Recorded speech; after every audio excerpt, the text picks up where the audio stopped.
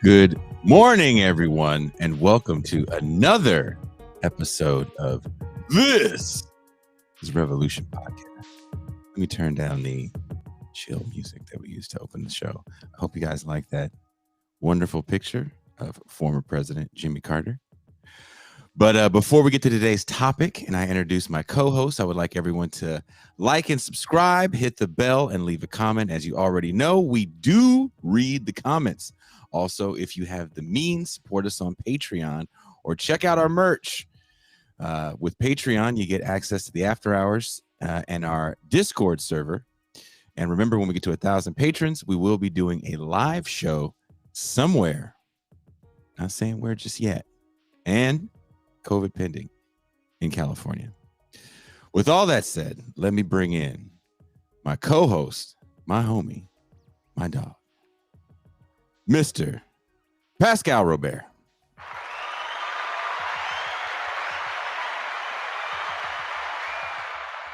Peace and greetings to the chat. Peace and greetings to the audience. Ooh. I gave you a double. Peace and greetings, Jason Miles. Just because I love the canary yellow that you're wearing right now. It is canary yellow.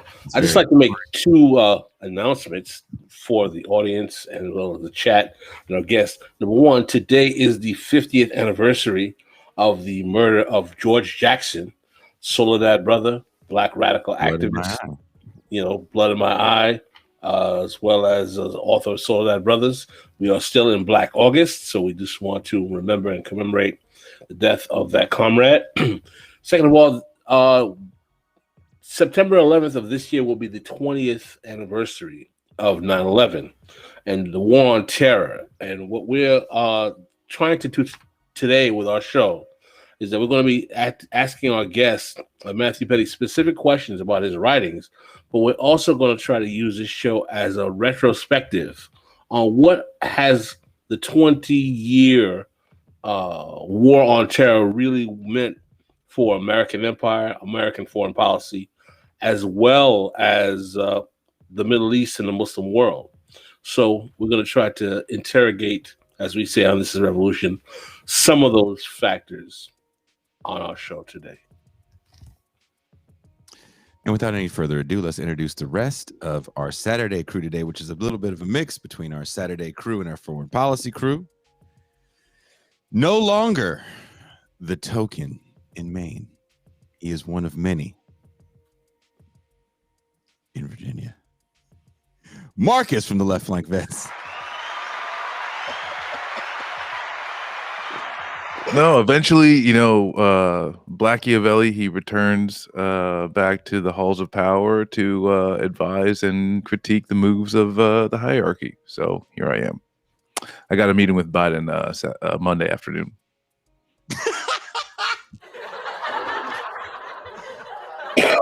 Is that you just yelling at him at a Starbucks? Yeah, he's asleep the whole time, and then someone comes in, gives him his ice cream cone, and then I leave. That's basically how it goes. The more I have to do these videos, the more I find these old clips of Biden as a senator, because I think he used to head quite a few committees, and he was a horrible public speaker. He has never been a good public speaker. Never. It is amazing. You know what I'm saying? When people talk about To be fair, this is a man who had a lifelong speech impediment. Well, not lifelong, a childhood. Yeah, no, and that's the thing is I'm not talking about like stutter aside. Yeah. There's nothing to do with the stutter.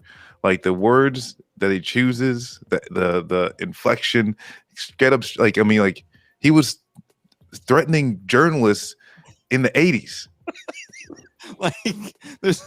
There's nothing about him that surprises me. So when people talk about cognitive decline, I'm like, yeah, maybe.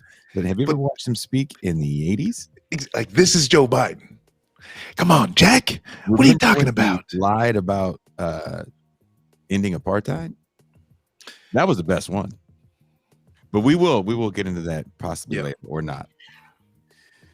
Coming live from the epicenter of the second COVID outbreak, locked in a bunker deep in the heartland of America. He is everyone's favorite Professor Dad, Mean Gene Bajlan.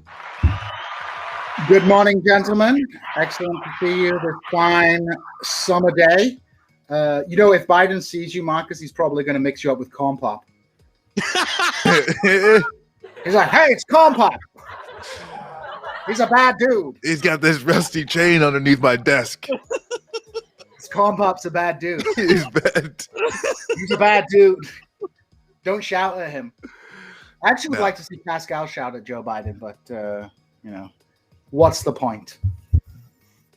And from a bunker somewhere in the great Northwest, we can't say where because we're not allowed to know. We talk to this man. Our phone sounds funny afterwards. He is our deep state representative, Deep State Cuba.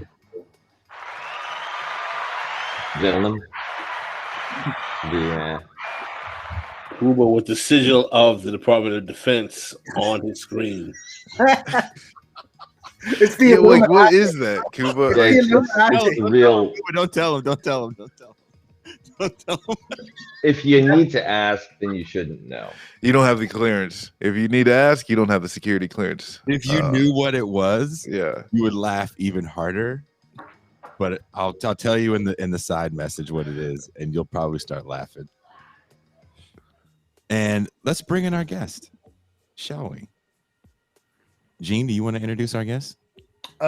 You can go ahead. Go ahead with it. Are you sure? Yeah, you have the bio? I do. Matthew Petti, our guest, is a research assistant at the Quincy Institute for Responsible Statecraft and reporter. He's a former national security reporter at the National Interest, and his work has appeared in several publications, including the Armenian Weekly, Reason, and the American Magazine.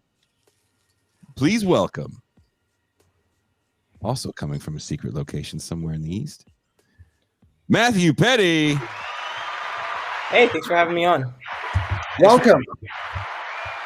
Welcome, Matthew. Pascal, or Gene, you want to start off with the first question? Yeah, so... sorry. Before you do, just want to correct, I'm not at the Quincy Institute right now. Because I'm in a week, I'm going to Jordan to study Arabic. So that's was, not is. So you were in the Quincy Institute. Just for our viewers, the Quincy Institute is one of the few think tanks in DC at the moment that does actual proper anti-interventionist American foreign policy. So that people are aware, people like Daniel Bessner are associated with it, Tarita Parsi, I forget the other fellows, but they have good people there. And it's an important institute. There's criticism due to some of its funding sources, but frankly, in the inverted commas foreign policy blob swamp, they do important and good work in sort of having the kind of contrarian idea that perhaps America intervening in everywhere in the world, instead of making things better, actually might make things worse both for the United States and for the people in the region who suffer from American imperialism. So they do a lot of important work, and I do recommend that people check out some of the things that the Quincy Institute has been putting out over the years. So I thought I would ask, although it's not the main topic of our conversation today, and this is not really Matthew's area of specialization, I thought I would just ask Matthew, just for some of his thoughts about what's going on in Afghanistan before we move on to sort of the other topics we wanted to talk about with you today. Do you have any thoughts about what it means, how it's being covered, and what it tells us about American empire at this moment in time? Sure. Yeah, so I want to caveat this, I'm not an Afghan or an Afghanistan expert, so I can speak in very general terms. What seems to have happened over the past 10 years was that the Taliban built a social base in Afghanistan and broadened its base, while the US-backed government did not, and was outside of urban centers, was basically, based on held together with guns and airstrikes. And so come 2018 or 2019, the Taliban were strong enough to basically present the U.S. with a choice of talk or escalate the war. and the Trump administration chose talks, which the Biden administration continued. Part of that meant pulling U.S. troops out of the country. Why the talks failed, why the Afghan government broke down so quickly, I think that is a question that we're not really going to have full answers to. And everybody has their hot takes now, and there is some good on the ground reporting about specific events that happened, but I think this is something that historians will kind of have to debate.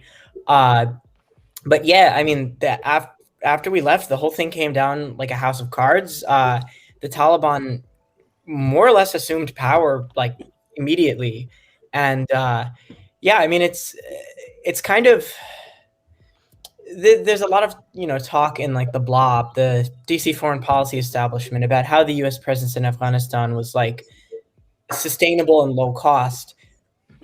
No, it wasn't. I mean, it was sustainable and low cost in terms of like it doesn't show up in Americans' TV screens, but this was a very brutal. The past 2 years were a very brutal civil war for Afghans.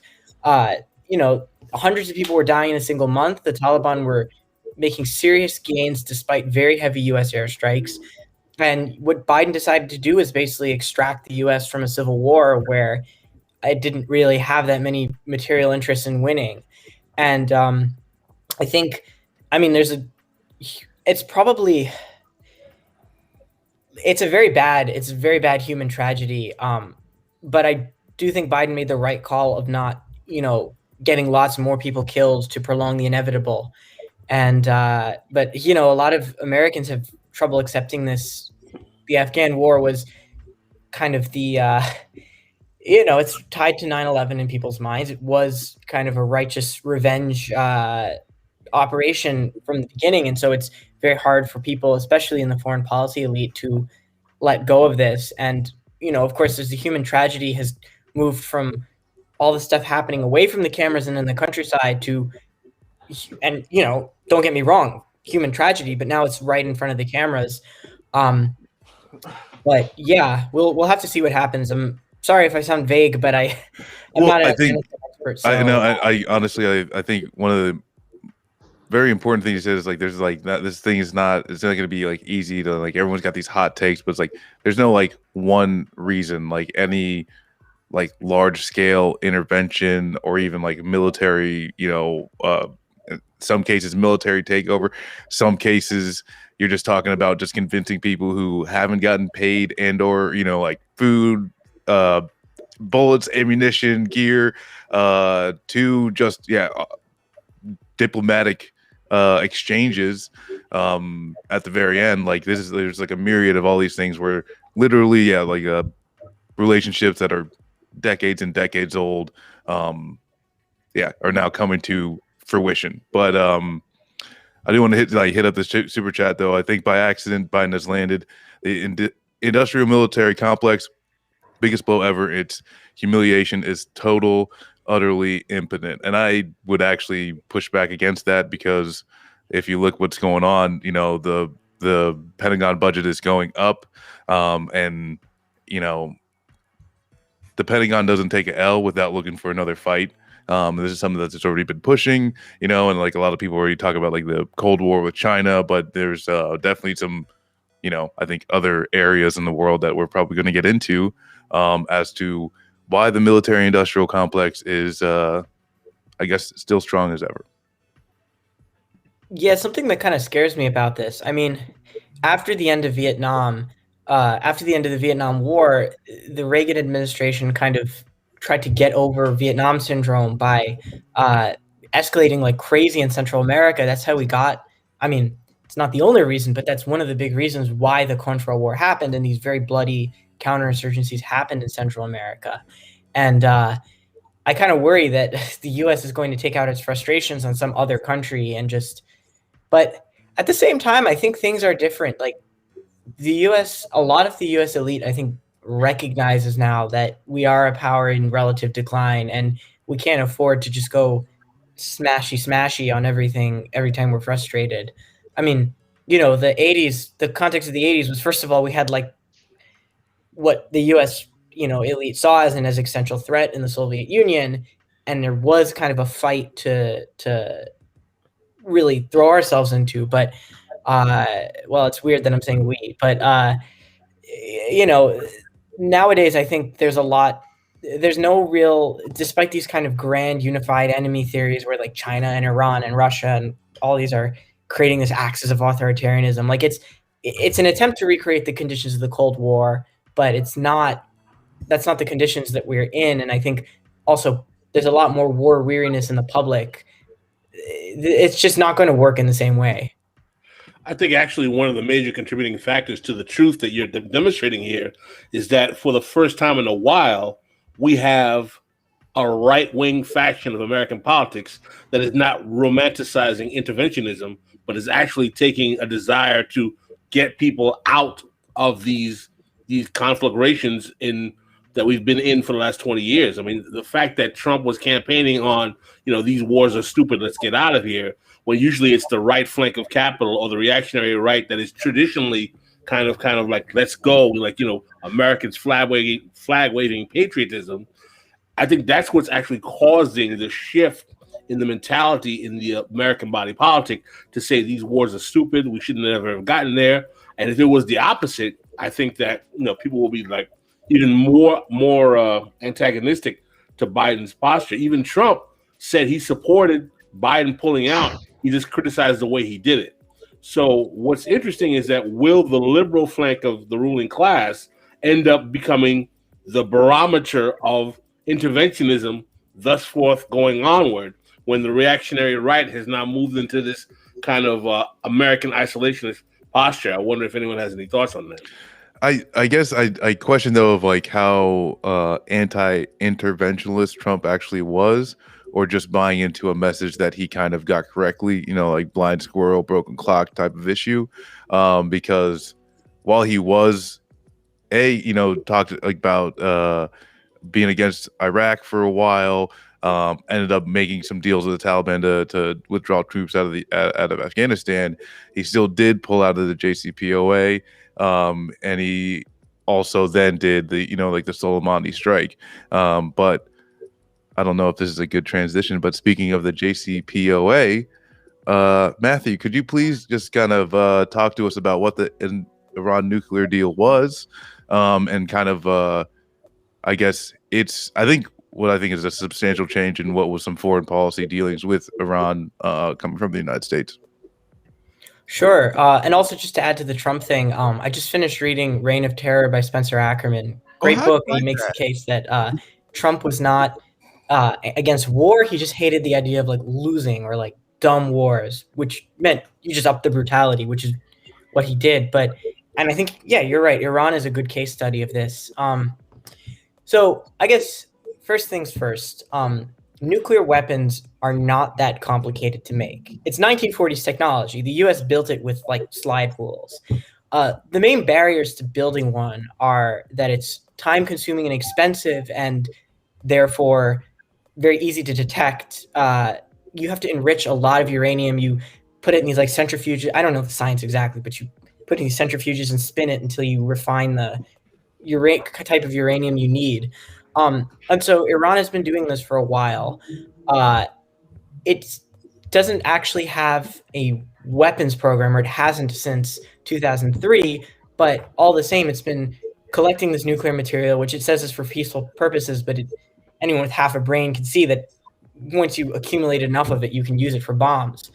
And so this kind of presented the US government with a dilemma that's often called, often put this way, like an Iranian bomb or bomb Iran, where you can let the Iranians build, and Iran is a country with both the means and motivation to want to build nuclear weapons. It is a medium-sized, medium-large industrialized country, and it's surrounded by enemies, and it's on the superpower shit list. So, basically take that and the fact that they are enriching uranium and they do have a fairly sophisticated nuclear program, and US presidents are faced with the dilemma of Iranian bomb or bomb Iran. You can accept that over time Iran is going to get closer and more likely to actually getting a nuclear weapon, or you can use force to stop it. And given how antsy the Israelis and the Saudis are, and particularly the Israelis, how willing they are to proactively use military force, that might not even be a choice. If Iran gets close to having a weapon, the Israelis might just unilaterally start a war, which would, given the U.S.-Israeli relationship and the kind of domestic politics of Israel, it'd be very hard not to join in with. Very hard not for a U.S. president not to come to Israel's defense. So the Obama administration decided to take a third way. You can dissuade the Iranians through means other than war from building a bomb. So they basically imposed a lot of economic sanctions, basically unplugging the Iranian economy from the world banking system. When that caused enough kind of internal problems and chaos, they then come to the table and they tell the Iranians, we'll lift the sanctions, we'll get the sanctions on a multilateral basis. So it's the Americans, the Europeans, the Chinese, and the Russians will basically allow Iran to participate in the world economy, but they've got to submit to very strict restrictions on their nuclear program. Like, they've got cameras in all these facilities. They've got very short notice inspections. They've got limits on how much uranium they can enrich. And so that kind of kills two birds with one stone. I mean, in a way, it's like a win-win for America, right? Accepting Western investment and opening yourself up to Western markets is something that the U.S. imposes on other countries by force, but Iran is taking that as payment for restricting its ability to build a bomb. So that's more or less what the JCPOA was. It was a way to avert a crisis where Iran is on the threshold of building nuclear weapons. So maybe I want to pick up on something else that you mentioned in a lot of your writing.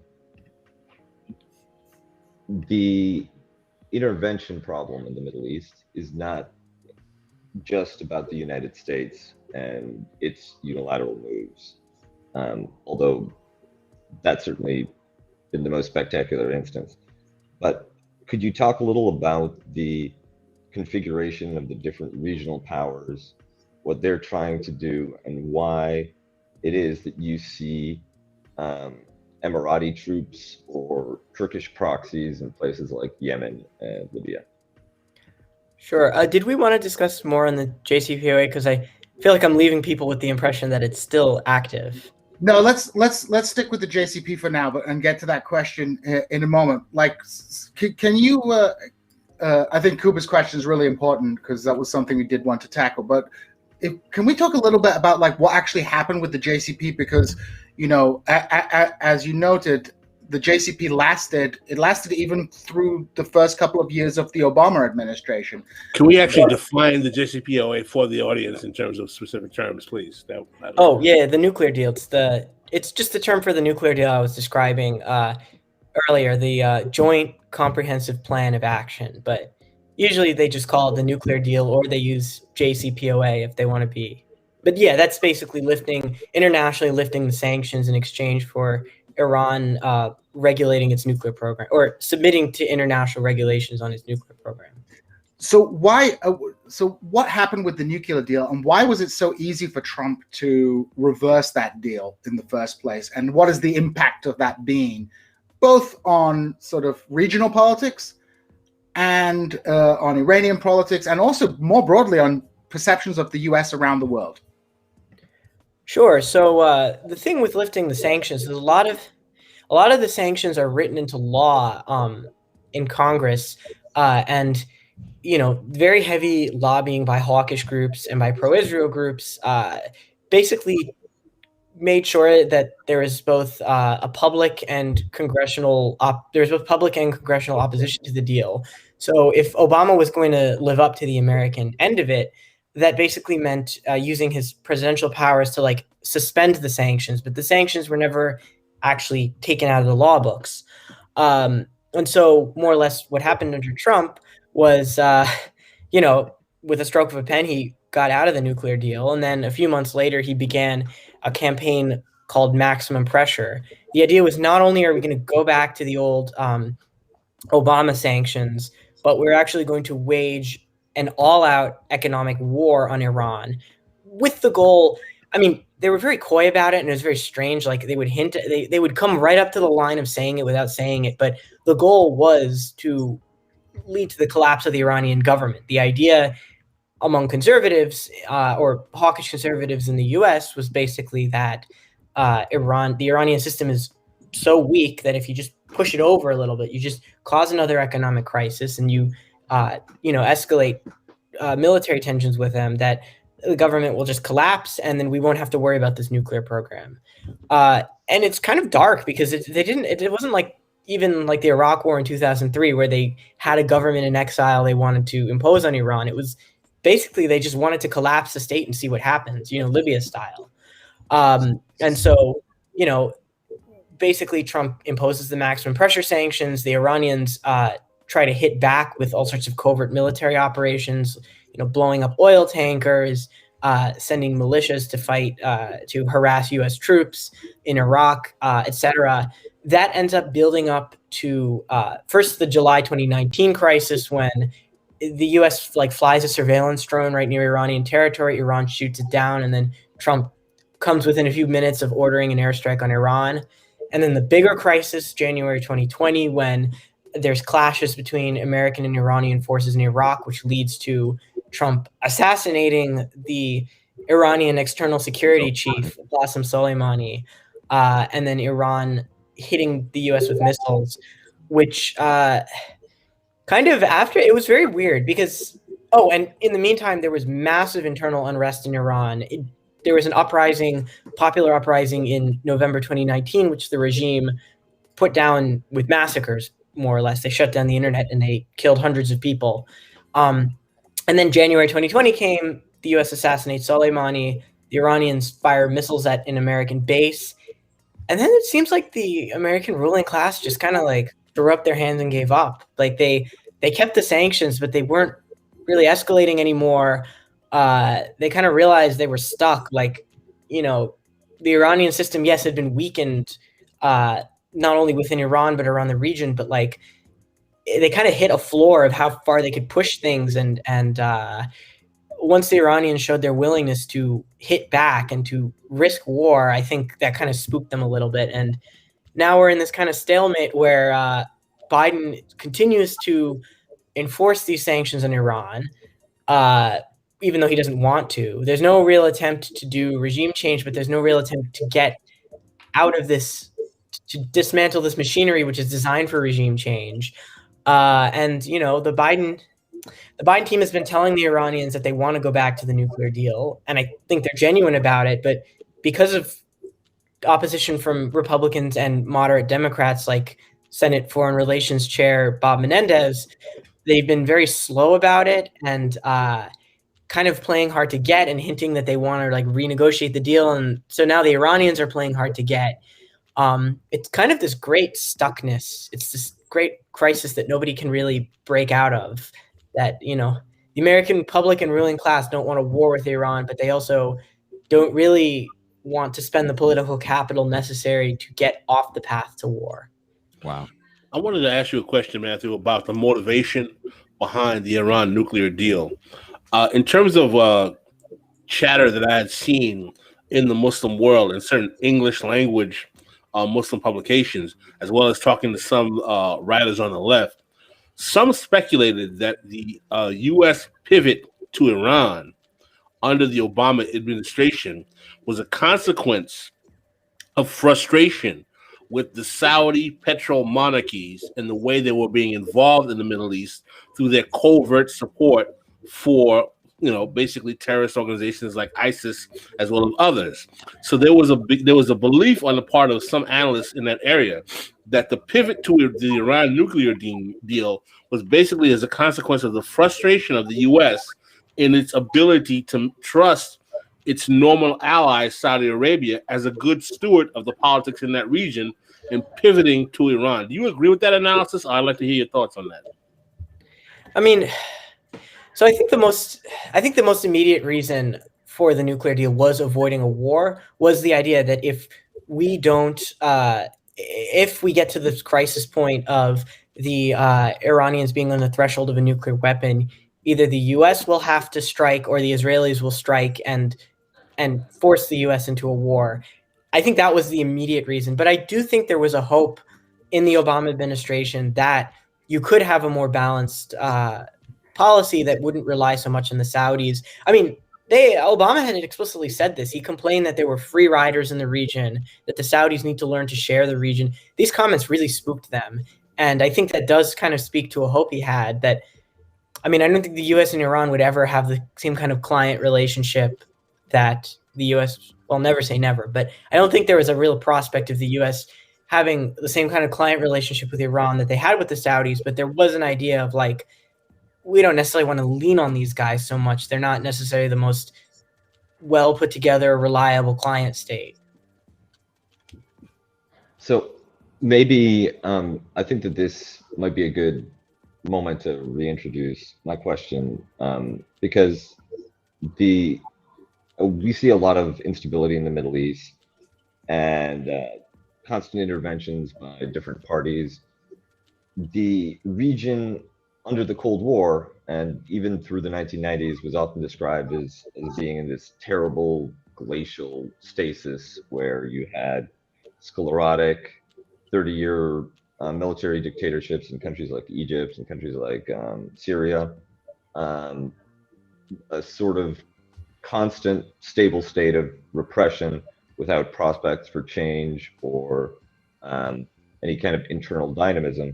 And now we've gone to a situation where there's a number of failed states, anything could happen, and the players involved aren't just the superpowers, but also all these regional powers. To what extent is there a search for a new regional order as part of U.S. policy? To what extent has the U.S. undermined existing sources of stability within the region? Is there any way to put it together so that the Middle East looks more like Southeast Asia or even Latin America without the constant destabilization of failed states, foreign interventions, refugees? So, well, if we're talking about the search for a new regional order, I mean, I think the U.S. ruling class doesn't quite know what it wants out of the Middle East. It feels that it can't show weakness. You know, there's a very strong idea of credibility and resolve. So it doesn't want to let its enemies gain at all. But it also, I mean, more or less what's happened, I think, post-Arab Spring development that a lot of people have been sleeping on is that the U.S. allies themselves have started to fracture. So, you know, there was always a talk of like an Iranian-Saudi Cold War. These are the two poles of the order. And I think this is true from like the 80s and 90s and maybe the early 2000s. But after the Arab Spring, what happened is that you had varying U.S. allies reacting in various ways to it. Well, I shouldn't say allies because the only U.S. treaty ally in the Middle East is Turkey. But you basically had the Saudis and the Emiratis kind of cautiously supporting revolutionaries in Iranian client states like Syria. But then basically once the Muslim Brotherhood won the elections in Egypt, which is like a populist Islamist movement that kind of threatens the you know, anti-populist conservative monarchies, these states became very reactionary towards any kind of popular movement. And you had them backing the military strongman, the military coup in Egypt, military strongman in Libya, etc.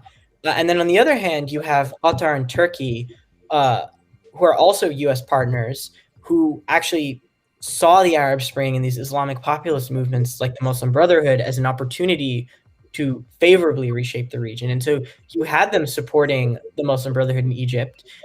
You had them supporting the Syrian uprising to a much greater degree that the Saudis and Emiratis did, and so on. And so you have this kind of Saudi plus Emirati versus Qatari-Turkish Cold War going on.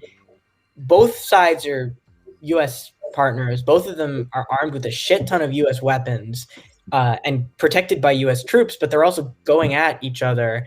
I mean, Libya, directly going at each other. but not even limited to Cold War. The Saudis suspended Qatar from the GCC. They blockaded it for a long period of time, gave them a list of demands. It came very close to open fighting. Not to mention the intervention, the Saudi intervention in Bahrain following the Arab Spring. It feels like there's several different sets of cleavages. One is the Sunni Shia, Iran versus Saudi. Another is the, let's call it, Arab Spring populist versus the autocratic old guard. There's, and one interesting development out of all this is that the regional isolation of Israel has ended, where Israel is now a dance partner much more openly with countries in the GCC and other Muslim powers. Did you guys notice that the deep state is monitoring Cuba, make sure he doesn't say anything wrong in the background? Yeah, that's my PRC boss. I do want to ask a question to the panel, what to bring up what Matthew said that I think is actually very important, kind of a bit of the crux of what Pascal wanted to talk about today. If the U.S. doesn't know what it wants to do in the Middle East, and with the Afghanistan papers coming out, kind of reiterating, not just the U.S. doesn't know, but the U.S. doesn't have an understanding of, it seems like any of the politics of the Middle East. What does that say? And I ask this question to everybody on the panel. What does that say about the relations between us and the Middle East moving forward? I think one thing it says is that the United States is not as good of a manager of empire as the British or the French, for sure. Because these are countries that were able to maintain a level of kind of not total hegemony, but influence in that part of the world for large parts of the 19th and 20th century. And I think that America is a very clumsy steward of empire. I would add to that. I'd say I totally agree. There is a kind of, it comes down to an issue of where Americans believe their ideology too much, right? In the 19th century, the British and the French were self-consciously doing imperialism. And if you look at critiques of American empire from the political right, the people like Niall Ferguson, who is an arch advocate for American imperialism, or someone like Sam Faddis, who was a former CIA operative, their critiques in some ways mirror critiques on the left. The issue they have is their solutions are different, which is do imperialism better, right? We're not doing imperialism well enough. We need to accept that we're doing imperialism, and we need to start, give up on all this like liberal nonsense which undermines ourselves, because American imperialism is dangerous. Obviously, there is a sort of crass economic rationale at times for American imperialism, especially in Latin America. There's also a crass economic motivation in terms of imperialism being and military operations being used, as Kuber often says, as a methodology to kick open the U.S. Treasury and drain resources from the American public, where Middle Eastern people become collateral damage in a desire to loot like this. Migrant refugees. They bear the human cost of what's essentially a wealth transfer from American public coffers to private contractors. Wow. But the Americans, I would add, like their nation building efforts are undermined by that kind of these contradictory forces within empire building, which is like, oh, we have to bring about a parliament. We have to make them have 25% women, and then you have all these different sort of contradictory forces making it. The most successful American interventions, whether you agree with them or not, and not even American interventions. Look at Russia.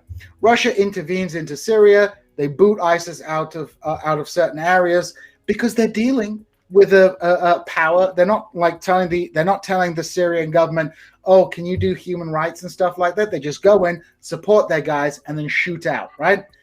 Whereas the Americans are like, oh yeah, we're gonna do all this brutality, but also we're gonna cry about this brutality, and it's gonna be a mess. I've Well, got look, I something think the to- U.S. empire is. Just very The U.S. quickly. empire is sorry.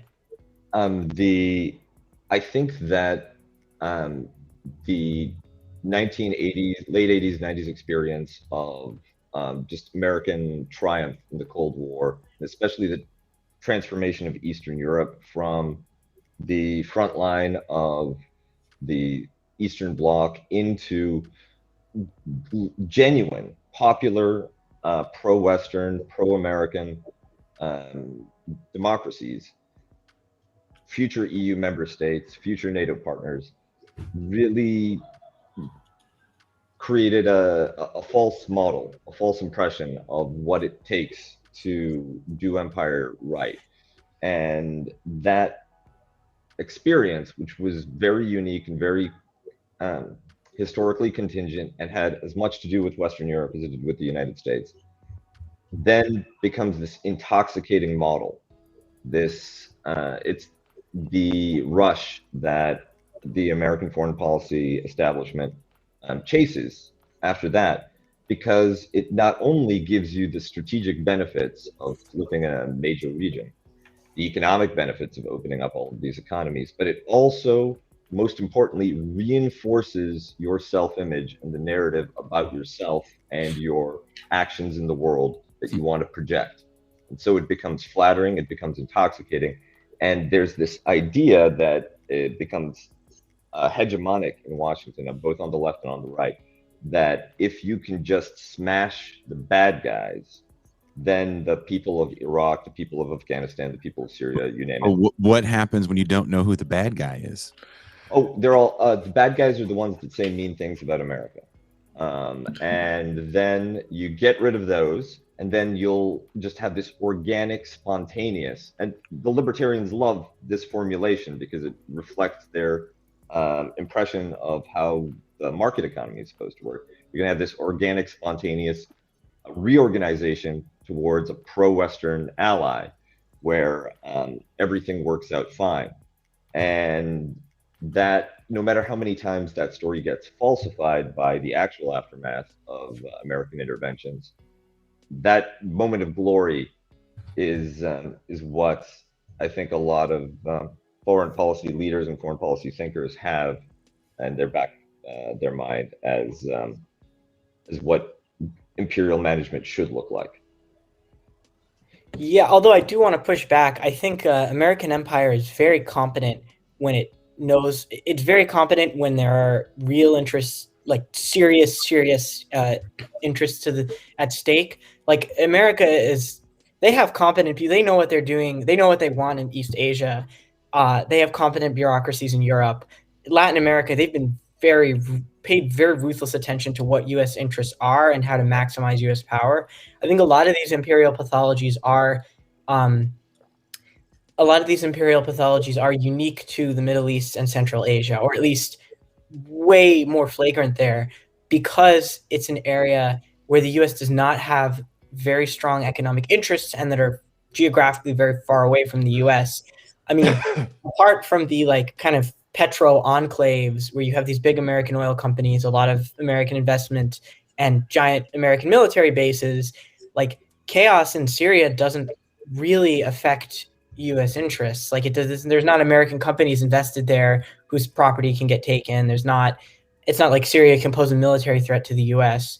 And so that becomes a kind of playground for these really crazy ideologues.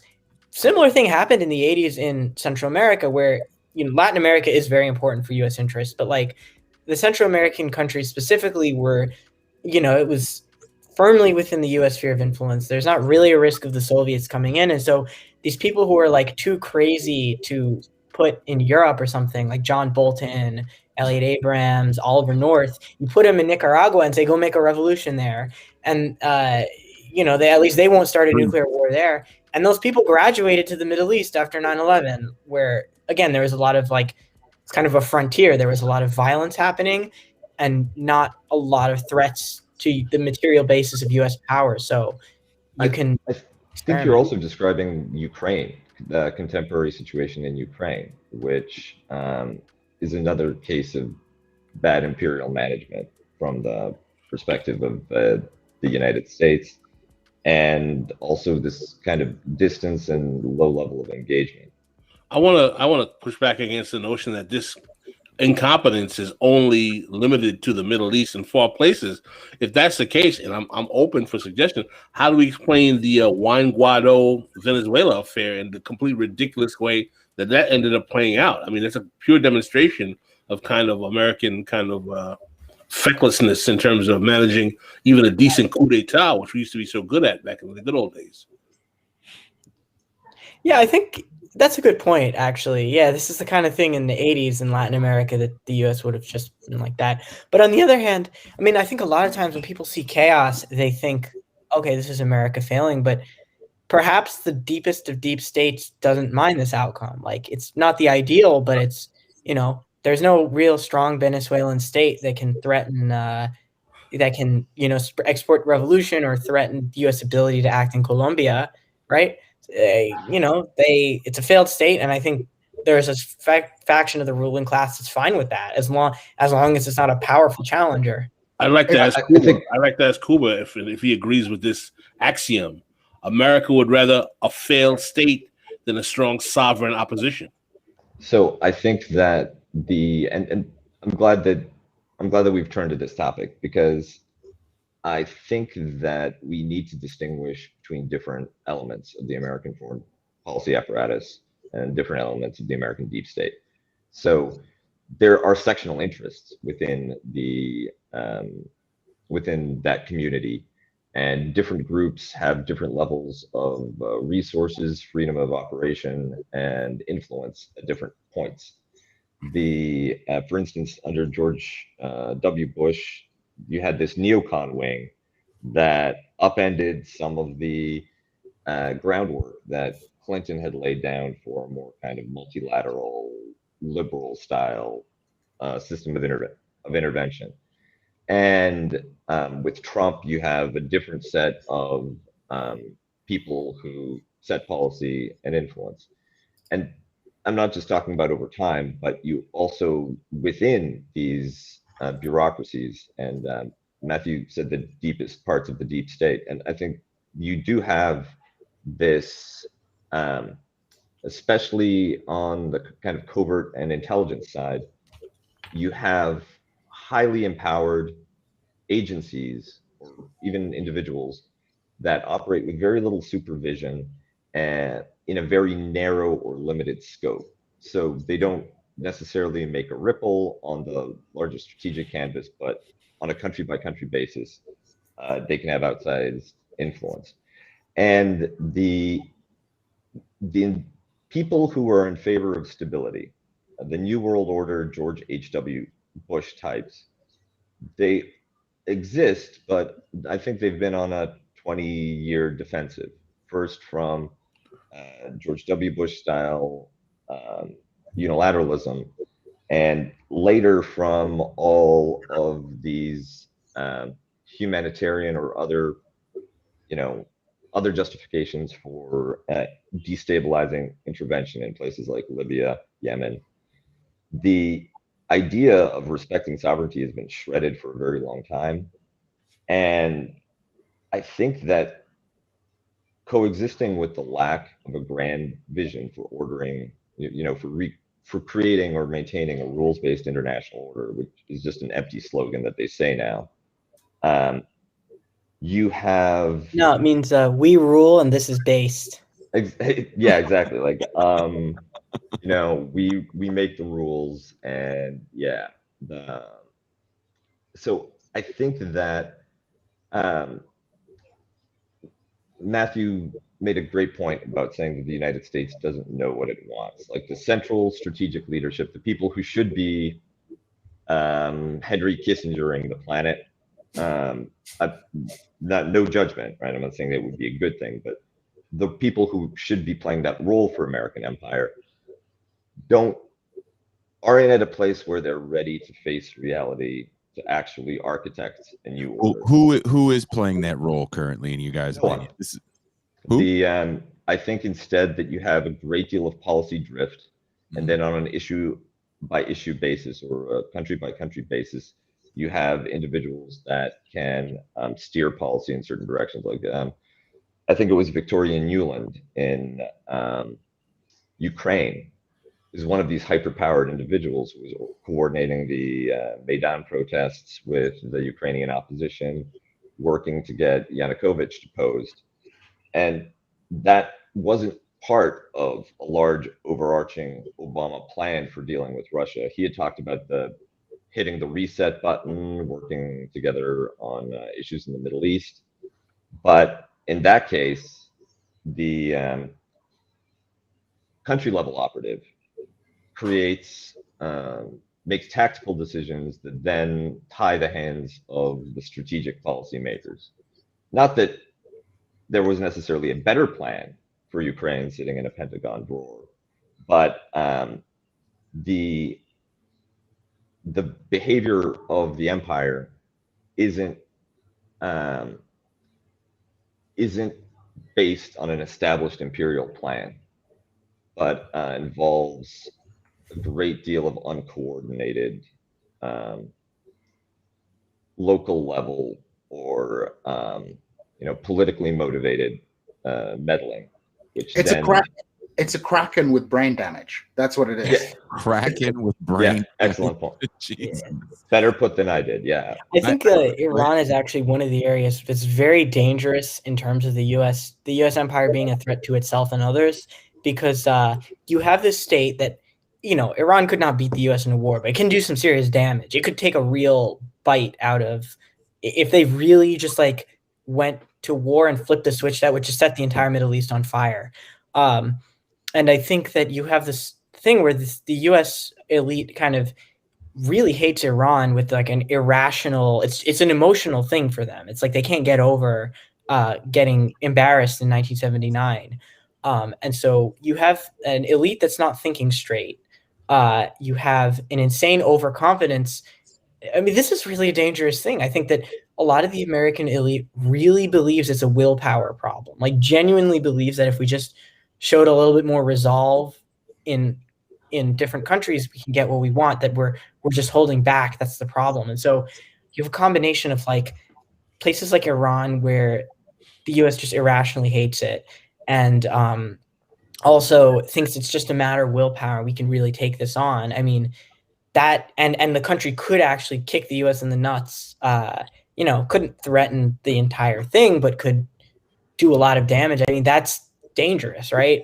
That's how you lead to something crazy like the I don't even know what comparison to really make. And of course, going back to the JCPOA, I think part of the reason why an Iranian nuclear weapon would be so dangerous is not because the Iranians would do something stupid with it, but because the Americans might do something really stupid in response. Yeah, that's a very 1914 feeling about American foreign policy. You said 1914. You said, Kuba? Yeah, the where because of the level of delusion and the idea that will is what's missing, all of these comforting fables that the American foreign policy establishment tells about itself, and the desire to get some kind of redemption for the failure in Afghanistan, you could end up with a World War I type situation where the calculus that leads to large-scale conflicts is divorced from actual strategic thinking. And the talking heads in the media establishment, like Anne Applebaum, like a hardcore Cold Warrior, she's like publishing articles today saying like the reason we lost Afghanistan was because we didn't believe in liberal democracy enough. You have what I like to call the 30 Rock Martyrs Brigade on MSNBC complaining that like we failed and things like that. We can talk about like one of the things about the American withdrawal, one of the reasons it looks so bad is because the United States can't accept that it was defeated in Afghanistan. When you're defeated in a war, you go to the victors. You say, okay, we surrender. We want to get our prisoner exchanges. Let's do this in an orderly fashion. But because, of course, the United States can't admit that the war was lost, then you're not going to be able to have the orderly withdrawal that wouldn't look as disastrous as it does now. Because, again, America is in a delusional state. Iran, as Matthew said very correctly, is like they have no regime change plan. Who are they going to stick in there? Mujahideen Khalq, who are lunatics, right? The Shah people who have no social base and support. The Trump administration was so dangerous because they were like, oh, let's just turn it into Syria 2.0, because there's an enormous amount of social tension in Iran that could blow up, and there is genuine discontent at the regime for a multiplicity of reasons. And if that explodes, like we're going to see in a year, I believe, Afghan refugee flows coming into Europe and it being a disaster, right? You imagine what happens in Iran, right? If Iran descends into God knows you're gonna have. Let me ask this question to the panel again. So if we're going to see another large influx of refugees, a lot of them will most likely be Muslim, into Europe, are we going to then see an increase in a right-wing ideology in those governments, in those countries? Are we going to see a growth of Golden Dawn? Are we going to see a growth of right-wing reactionaries in Germany? I just don't think they'll take the refugees. It'll be camps in Turkey forever. If you're lucky, you'll get to a Greek island where it'll be like the Nauru model that the Australians use.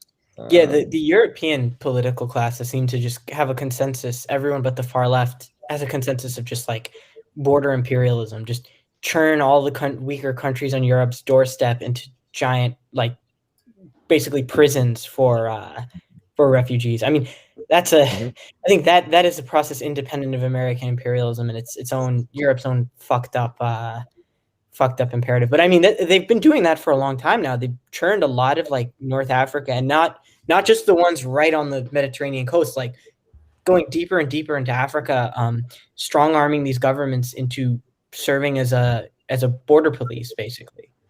And let me add what the United States has tried to do with Mexico, deputize Mexico as essentially a county jail for illegal immigrants. And I mean, there's something to be said for a policy that would foster development and stability in situ, so people didn't have to migrate, which is extraordinarily dangerous. And it's not fun being an immigrant in societies that don't want you, as I learned in the United States. So, but yeah, we seem to be hitting the worst possible outcome for migrants, in which you don't have the host country policies that would reduce pressure pushing people out. Instead, you just have systems of greater and greater repression and incarceration as you get closer to a destination country. And I would add to this, for example, and I just want to ask Matthew this as well. I mean, you know, Turkey is going to be a huge player in stopping these refugee flows. And as you've noted in your research, you know, one of the destabilizing factors is the indulgence Turkey has shown in terms of its imperial adventures. Libya, Armenia, Syria, all places. In a sense, although Turkey is in an economically weak position, there's a lot of people saying that Turkey is at the behest of Qatar, which is bankrolling its economy.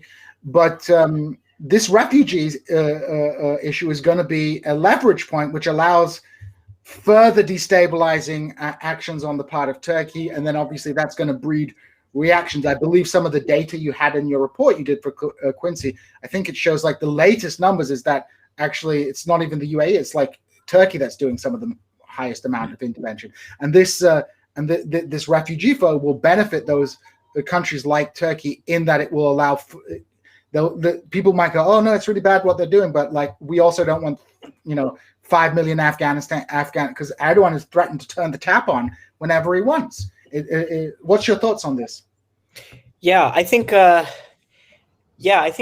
Turkey, well, the deference to Turkey is kind of two different things. On one hand, you have a part of the kind of permanent U.S. imperial bureaucracy, like that's, nostalgic for NATO, very well integrated with the Turkish defense establishment that likes Turkey as their favored client state. And this is an internal factional thing. The the UAE-Turkey Cold War also leads to like a think tank Cold War in Washington. But the other half of that is the Europeans' weird contradictory relationship where they like to use Turkey as a punching bag. They like to use Turkey as the big bad external demon, but they also like to pay Turkey off to use them as a refugee camp. And so, the Europeans also indulge and sell weapons they like tut-tut at Turkey, but they also indulge and sell weapons to them. In terms of the Turkey surpassing the UAE, I mean, the UAE and Turkey, basically what my research found, to step back, my research for the Quincy Institute, you always hear about different destabilizing powers in the Middle East and state-sponsored terrorism and all that, but I tried to basically quantify how many proxy wars is each state involved in any given year? How many conflicts is it directly involved in? How many armed groups is it supporting? And what I found is that, Iran is one of the most aggressive interveners, but so are Turkey and the UAE. And the pattern that unfolded was that the Iranians were actually the most aggressive in the first few years of the Arab Spring. Syria, Lebanon, Iraq, trying to hold together their client states. The UAE steadily increased throughout the Arab Spring, as in places we don't really hear about so much, as they expanded, supported reactionary governments and, these kind of counter-terrorist mercenary forces that are fighting, these very gray area wars. And then Turkey recently has surpassed both of them because it's basically just, been unleashed. I think it's a combination of like domestic factors. It's really spooked by the growth of Kurdish nationalism. And it kind of sees these power vacuums as opportunities to build leverage in the same way that Iran and the UAE have. And of course, like we talked about a few minutes ago, it's been indulged by European states who, need Turkey as a external border police, and by elements of the American national security establishment who are nostalgic for this Turkey as a Cold War proxy. And one consequence of the United States not engaging in direct imperialism or being in denial about its imperial role is that it depends on partners and local governments for the infrastructure that allow it to project power. Apart from the nostalgia there for Turkish, the golden days of Turkish NATO membership, there's also Interlic, right, which you need. That's a source of leverage. Similarly, the bases in and one thing that comes up a lot on a TIR foreign policy nights is the fact that the United States has this massive archipelago of bases across the world that allow it to project power into places like Afghanistan, which, if you think about it, is a landlocked country literally on the other side of the planet. But those bases it's a double-edged sword because they create leverage for the local regime. They create points of vulnerability where adversaries don't have to go all the way to New York to hit you. And with such visible and high-profile interventions as the American occupation of Iraq and Afghanistan, the value of that infrastructure of empire becomes essential, right? It's no longer a nice to have. You need it to be able to get your people out of Kabul, be able to get your people out of Baghdad. And then you're limited in what you can say to Ankara. You're limited in how you can deal diplomatically with some of these kind of clients who have decided to do things their own way. Who here knows that the U.S. has 50 nuclear weapons in a base in Turkey? Are they still like the Jupiter rockets from the 1950s or something? No, they this is like an updated. Yeah, Update, but they still there. they still have actually, that. that's worse. That's worse. That's somehow worse. Pascal. Yeah, my question I want to ask is that since we're trying to really ascertain what the American vision in these regions really is, how much do we think that what American foreign policy has been reduced to at this stage pretty much comes down to China containment, or China and Russia containment, if you will?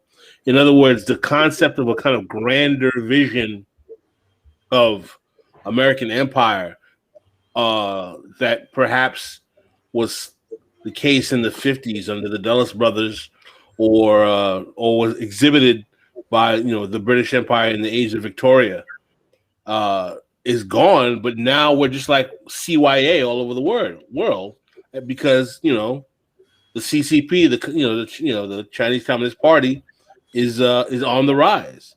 Do we think that perhaps that American empire has been reduced to covering its behind against a potentially rising counter hegemon, i.e. China and Russia? I'd like your thoughts. I'm not saying I have the answer, but I'd like to hear what you guys have to say. You know that China does more business with the Gulf countries like, Qatar, UAE, Saudi Arabia than it does with Iran. So if it was really about China containment, I mean, first thing, like, we are the police force for Chinese investment in the Middle East. I think a lot of bureaucracies in different regions try to justify their own existence through China containment. But I don't think that's in practice necessarily what's happening, because, not only is the U.S. kind of wasting its resources in the Middle East, but it's doing so in a way that actually protects Chinese economic interests. Well, elaborate on that. That's an interesting little point there. The way America's dealing with itself in the Middle East protects Chinese economic interests. Can you give us an example, please? Well, like I said, the Gulf countries do more business with China than Iran does. Like, China buys their oil. China invests a crap ton, has a lot of investments in these countries, and these countries are guarded by American troops.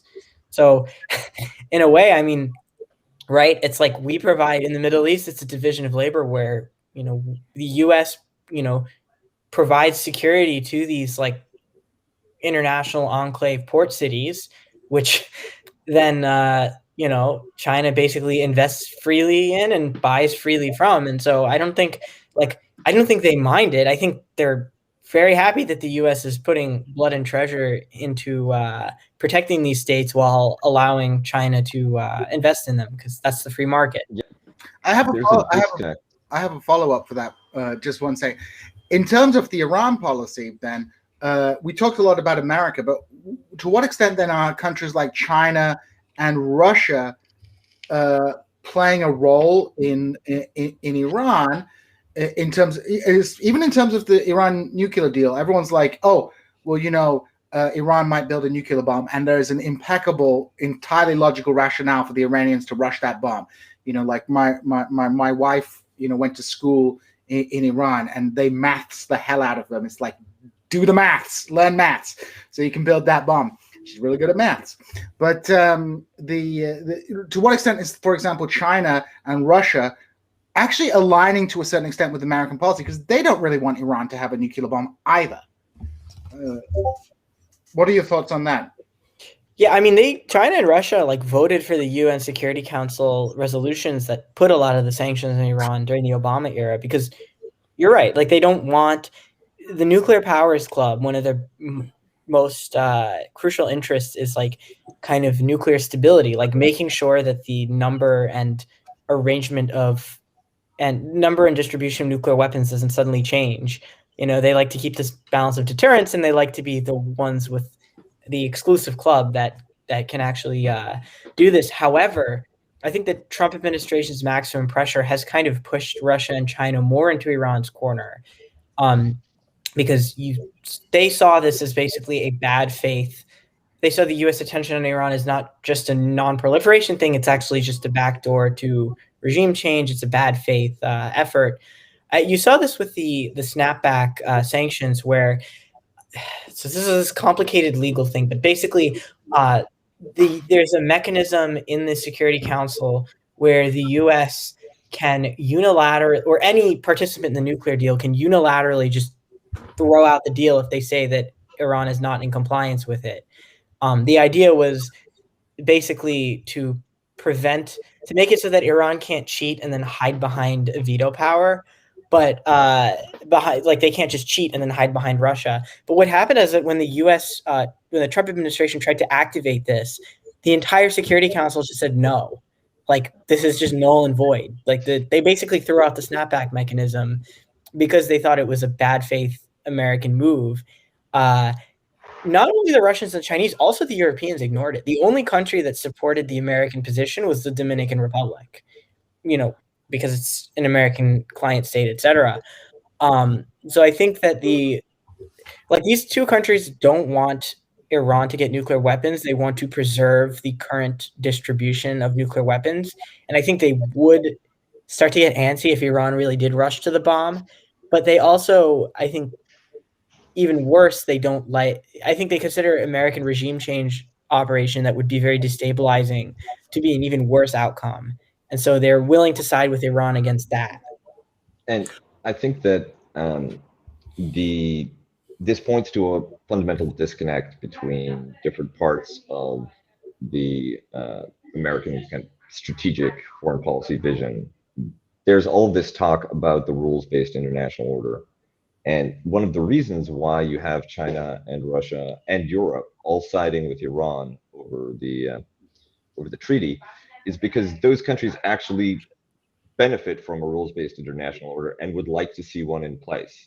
The rules-based, if you're not the hegemon, then anything that constrains the use of hegemonic power and creates a regular, orderly, predictable system for you to operate in economically and strategically is beneficial.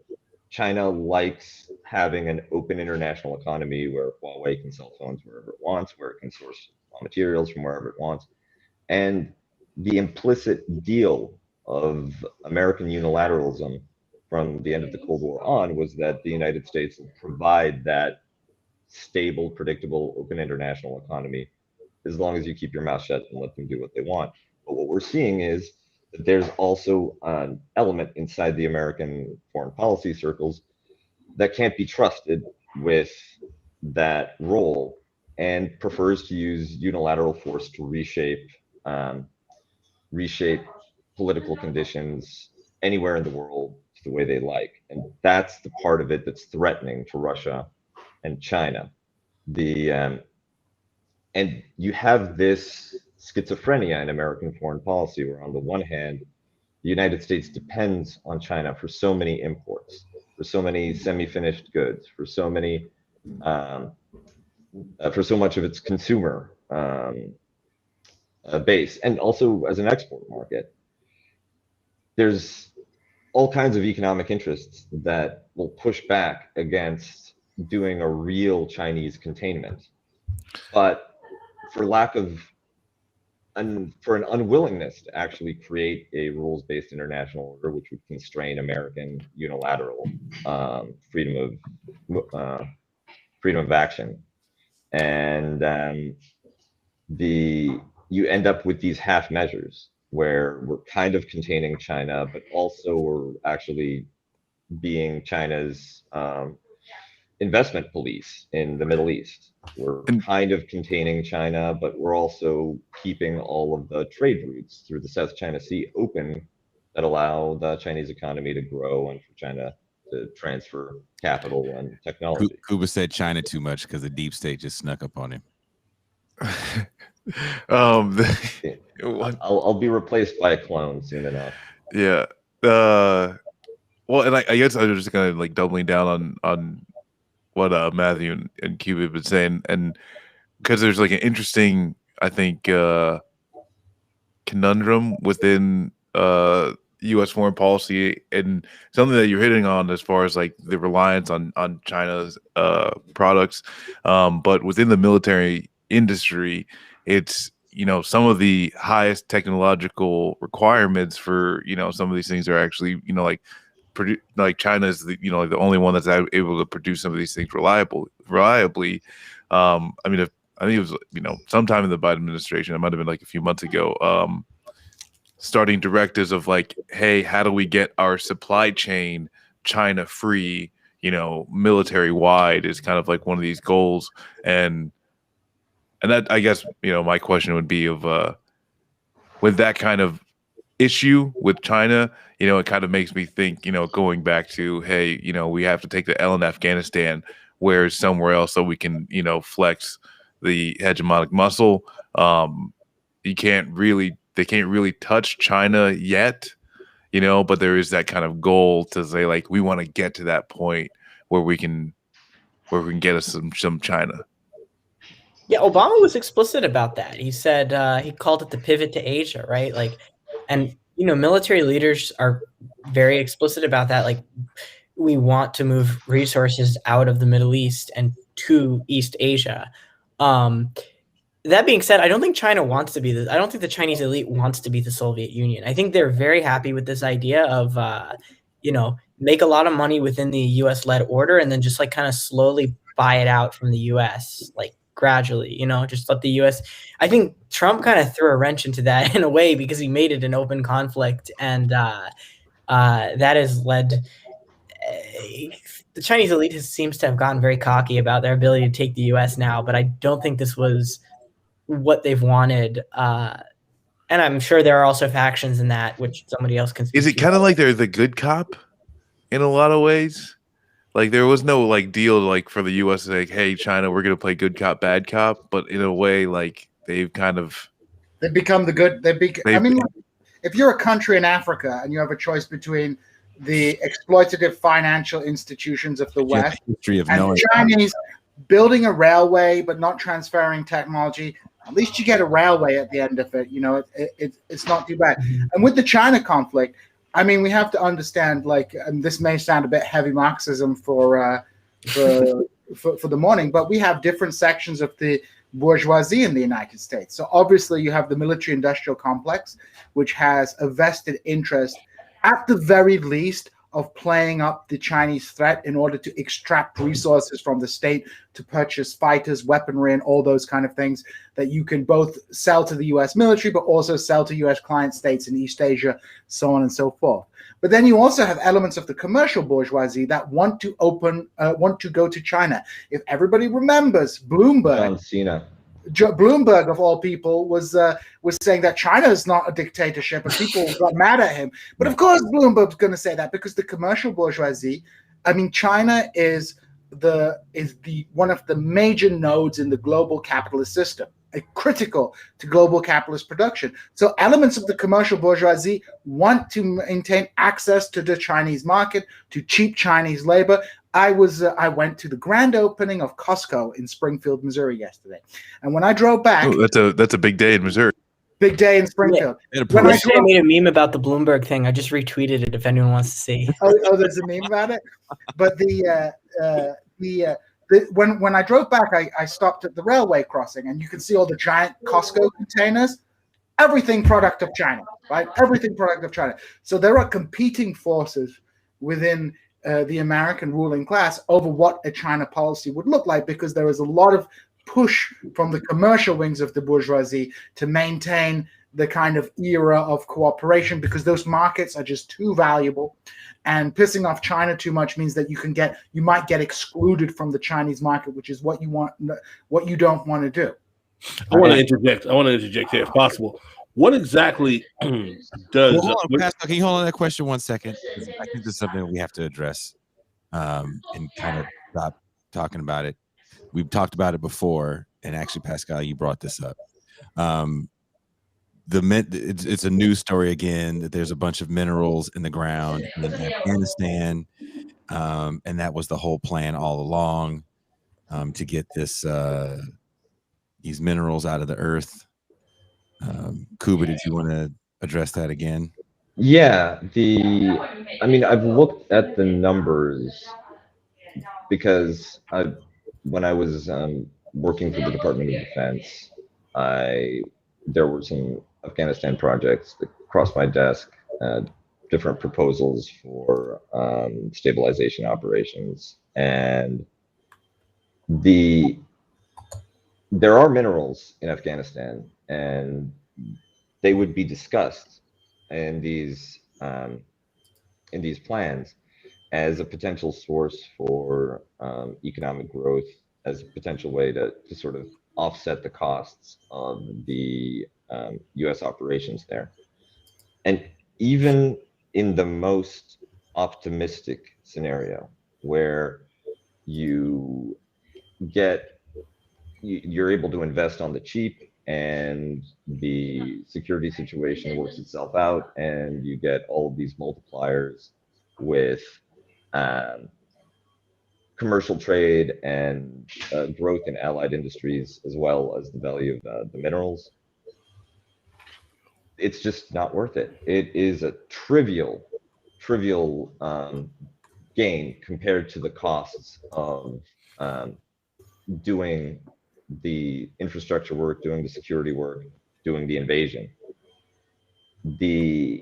And that's assuming that you can even actually get at the minerals, because most large-scale infrastructure operations in Afghanistan, they were preempted by security concerns, right? If the Taliban controls the province, you're not building a lithium mine.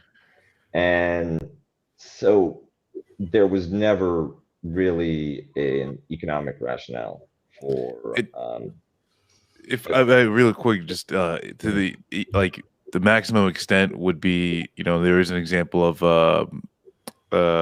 former President Ghani's brother holding 20% stake in in a company, but these were things that on the local level were a basis of part of the corruption issue, but not breaking through to, hey, we are now utilizing this in the American market type of thing, so yeah, that's where it's oh yeah, we're going there for the oil. No. I had a question I wanted to ask. We talk about we're in this kind of conundrum in terms of the American empire. What is the fact that we have this kind of reactionary right that's rising not only in American politics but in most major Western centers? What does that foretell for the overall strategic vision in these countries for foreign policy overall? What exactly can we expect? How will this affect the paradigm? Can I pick up on that? Because I don't have an answer so much as something that I'd like to add to the question, which is, you have this rise of right-wing nationalism in the United States and elsewhere. How much of that is related to the costs that the United States pays, especially the sort of working class population, the family and communities that soldiers and contractors come from? There's a serious human toll that comes out of being used as a soldier, doing the imperial work. That also undermines your ability to compete with China, and that changes your politics domestically. It creates more pressure to try to shift resources away from empire into the local population, and it creates too really intense cleavages between different political and cultural segments within the country. So to Pascal's question, is the nationalism going to make for a more aggressive or changed foreign policy, and what's the toll on the United States that comes out of 20 years of this losing war on terror? You should really bring Spencer Ackerman on your show, because his book Reign of Terror basically makes the case that in the American right, you have the nativists are always a pretty big faction, people who are not necessarily George H.W. Bush New World Order types, but just maximum just jingoistic and kind of inward looking, but also outward shows of strength. And what happened is that the kind of civilizational aspect of the war on terror, this whole Islamophobia stuff, bought in the nationalist right, but now they've been frustrated from, and also grown out of the frustration of basically the realization that there is no victory, no defeat, that this is, endless, that the war that they bought into actually, it turns out not to be like a grand crusade, but just endless imperial maintenance. And so a lot of this like right-wing resurgence is just like looking for, like, QAnon. What is the fantasy of QAnon? It's like the fantasy that the good deep state is going to overthrow the bad deep state in this grand anti-pedophile uprising. Like, it's after 20 or 30 years of imperial maintenance that doesn't seem to have an end. They're looking for some kind of resolution, some kind of grand resolution, and not even looking at external enemies anymore, but kind of collapsing inwards. Yeah, I think that there's been a reorientation of anger and rage from if you're around September 11th, you felt this generalized anti-Muslim rage. And there's been a reorientation of that away from the kind of Toby Keith, we put a boot in your ass, it's the American way, to this QAnon and MAGA type, American versus American, blue versus red, elite versus deplorables type of cleavage.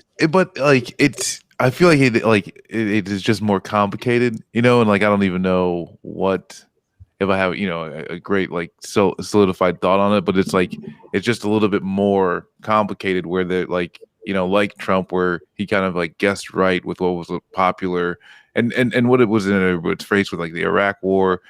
Some of this, hey, we need to not worry about what's going on over there, or worry about what's going on with our own country.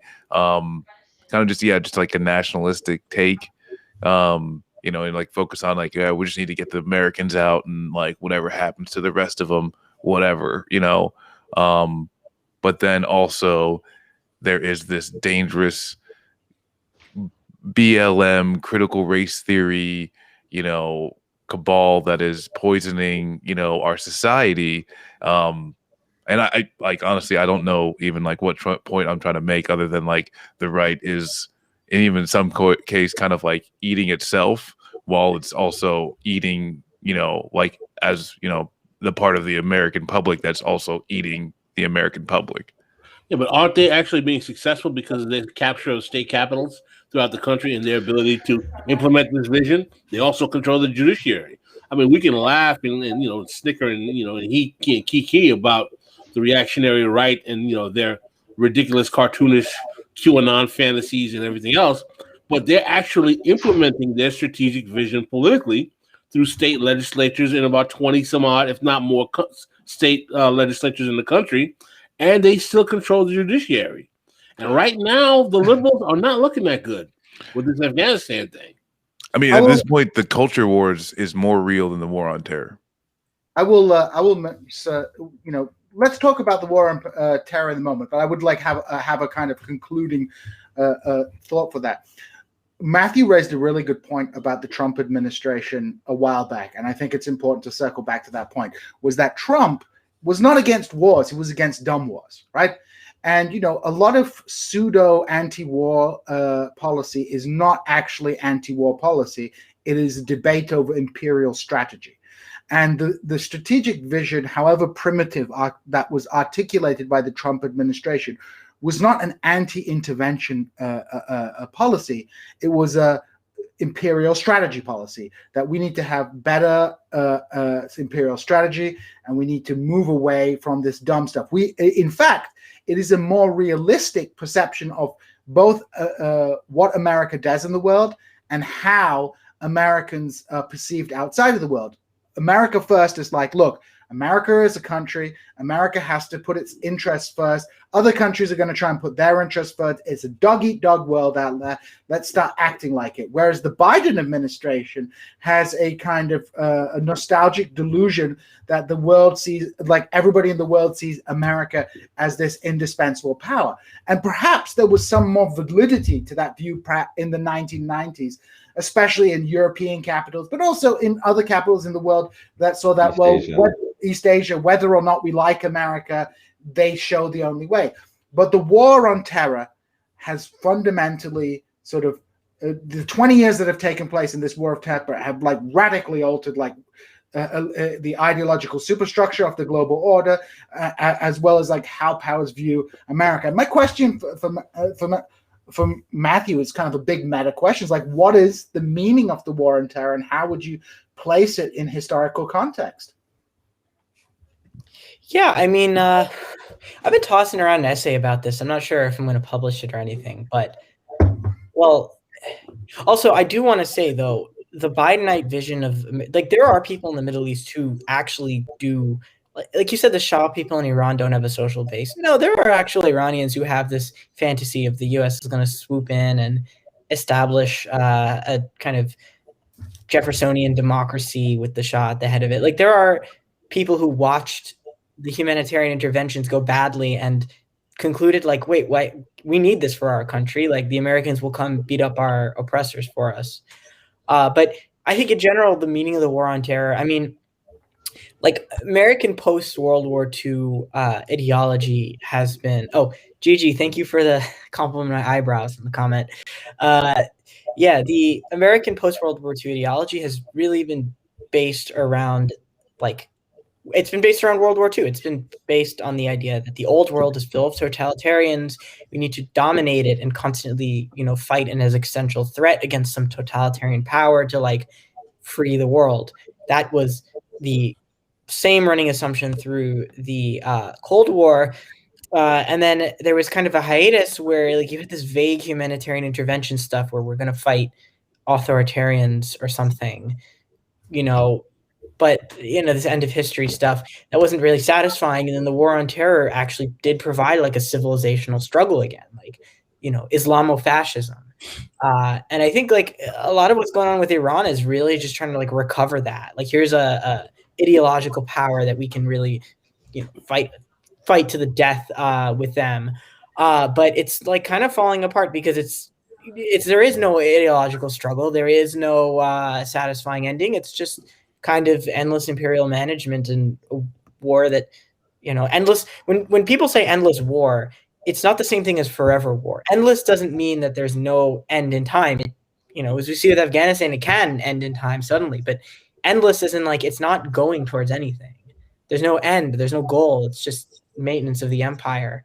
I mean, you see kind of these liberal attempts to, like, talk about, like, an authoritarian axis as an attempt to kind of resurrect that, but it's just not landing anymore. And I think the right-wing reactionary, as I said before, and as Spencer Ackerman has made the point of, it's like, it's frustration with endless war and trying to get some kind of grand resolution like America used to have. And I think that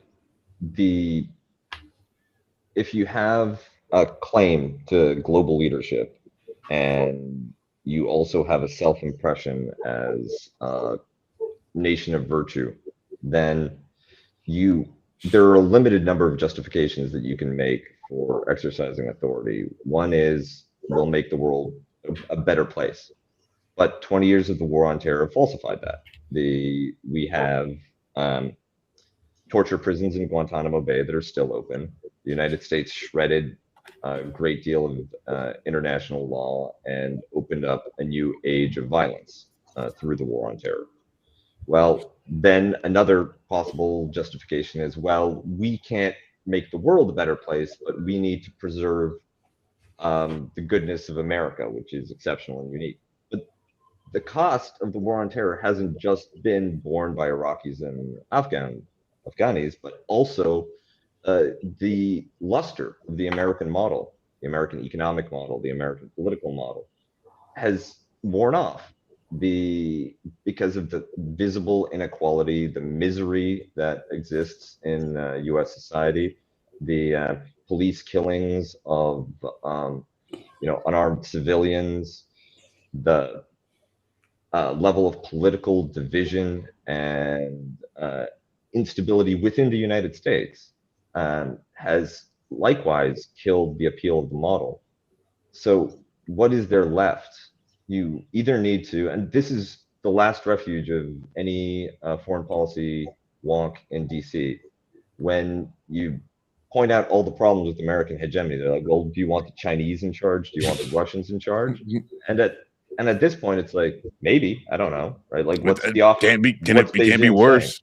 Yeah, exactly. Like, if Xi Jinping is willing to, just make sure that the internet doesn't get censored for the stuff I like, and that, the Dalai Lama can still appear in the occasional Buddhist documentary, I'd probably be fine with that. So now, how many weddings are going to get drone striked? Like that's, can we deal with that? We got this super chat we got to deal with here from Billy Saint Emperor. Does keeping U.S. income involved in foreign entanglements keep people focused on supposed geopolitical economic threats instead of capital itself? That's an interesting question. Another super chat. Largely, the WOT ended up as a kleptocratic grift by the war on terror. Okay, a kleptocratic grift by the industrial military complex, not by design. I think it was by design. There was some design. I think it was by design. There was some design. You look at these people in the military. I mean, Cuba and Matthew probably have a greater familiarity with these fellows than any of us have. But there's people making money. You look at the media narrative, and people are like, well, the Afghans did it to themselves. And I'm not here to defend the kleptocratic Afghan political class.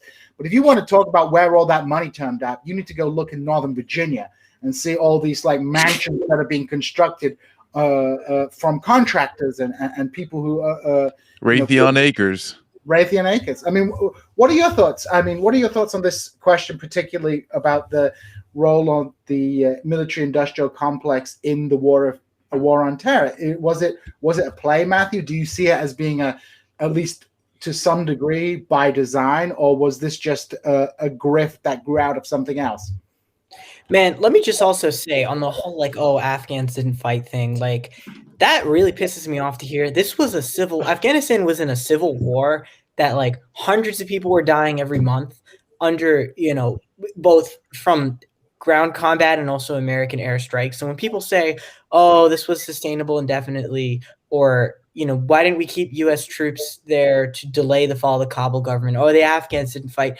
I mean, as someone on Chapo, I forgot who said, you're just asking Afghans to die en masse in their own civil war so that you can feel better. I mean, this isn't directed at Eugene. This is directed at the kind of... Yeah, those hot, spicy takes that are just... And certain people who, Matthew knows who I'm talking about, masquerade as socialist leftists on Twitter, when in fact they're advocating like totally nonsense stuff. No, yeah, I mean, there's this whole humanitarian appeal of this whole narrative that they're trying to construct of white women. Yeah, no, but also white leftists are talking over local voices, but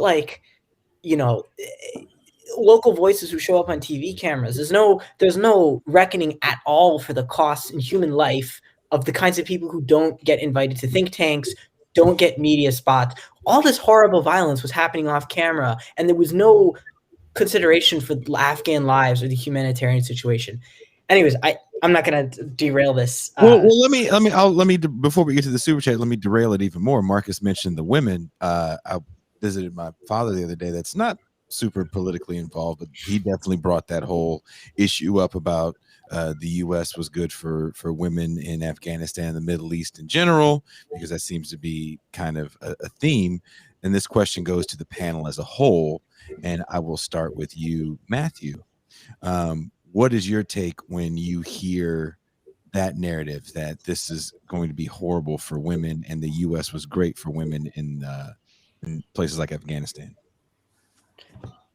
Well, it will be a setback for women. I mean, both the Taliban and the U.S.-backed warlords were pretty bad, but at least under the U.S.-backed regime, there were urban enclaves where women did make progress. I think we can't look away from this or deny it.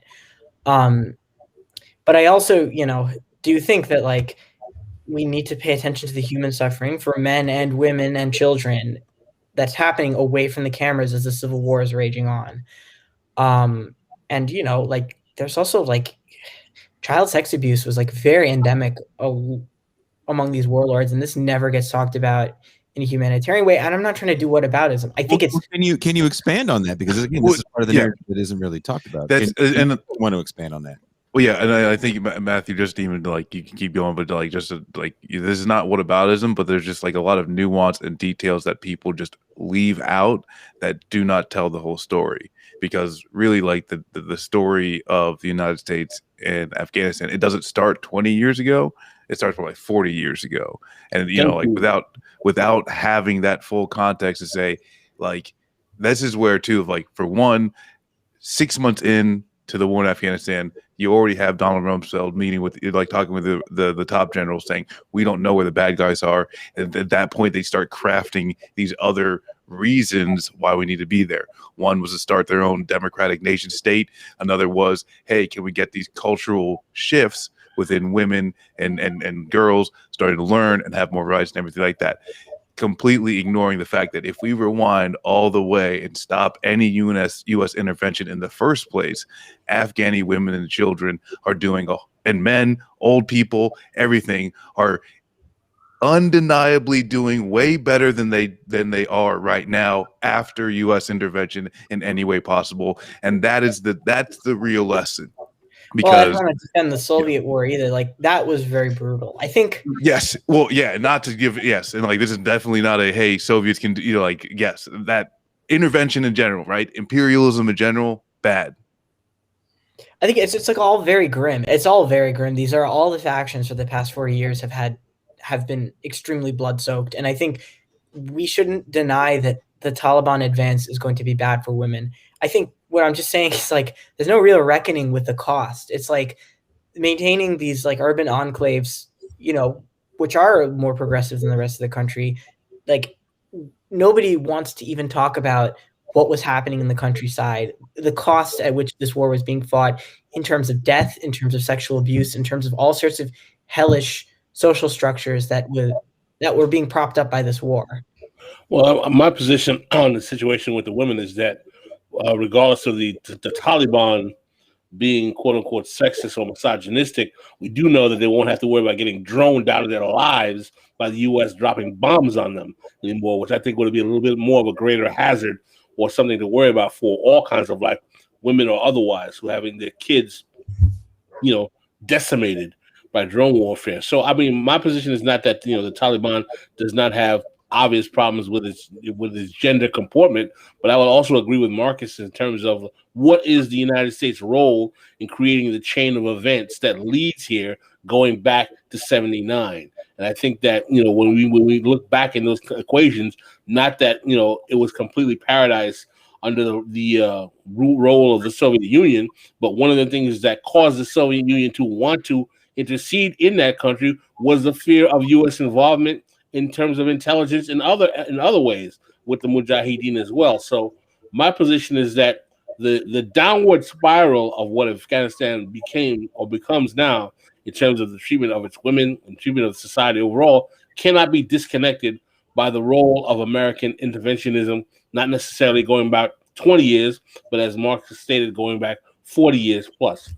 I would just like to add to that. I think it's Afghanistan is a lesson in the way that external military intervention from whoever it is often has a deleterious effect on the society. The Soviet Afghanistan had a revolution in the late 1970s, and the Soviets were very reticent about becoming involved in Afghanistan, but they rolled in. It was an invasion, because I don't know what you call a military operation where you roll in the country and execute the head of state. Kind of sounds like an intervention. The socialist regime, or the kind of socialist adjacent regime that took power, implemented many very important social reforms to the country, no doubt. But at the end of the day, it was also a top-down revolution, which involved a lot of violence, a lot of purging, and also the liquidation of the very social base that had made that revolution possible. People forget the it's actually very similar to the Syrian civil war. You had a civil war developing in the country with many different factions, from Maoists to Muslim Brotherhood types to all these groups that were alienated by the Kabul regime.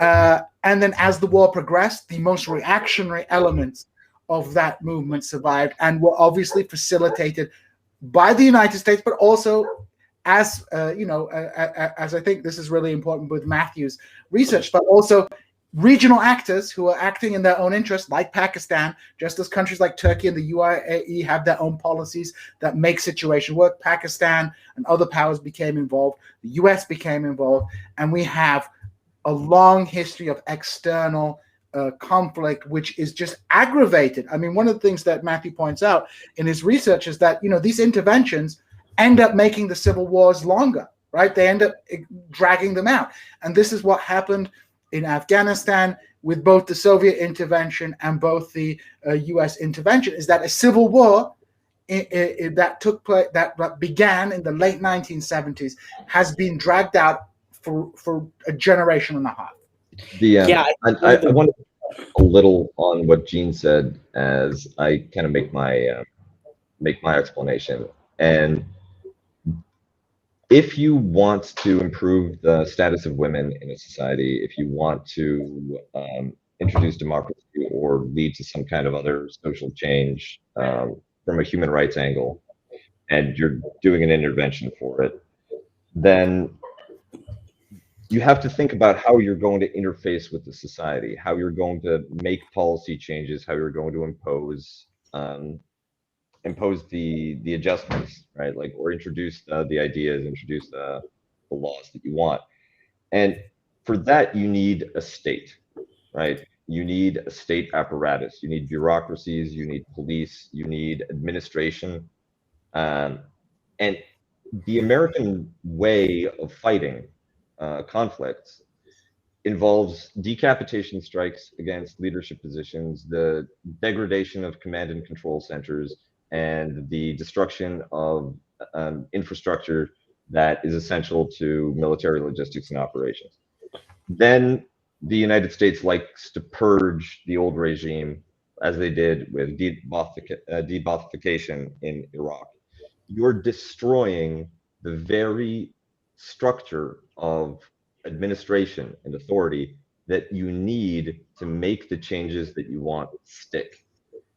And in that case, these humanitarian interventions are fool's errand.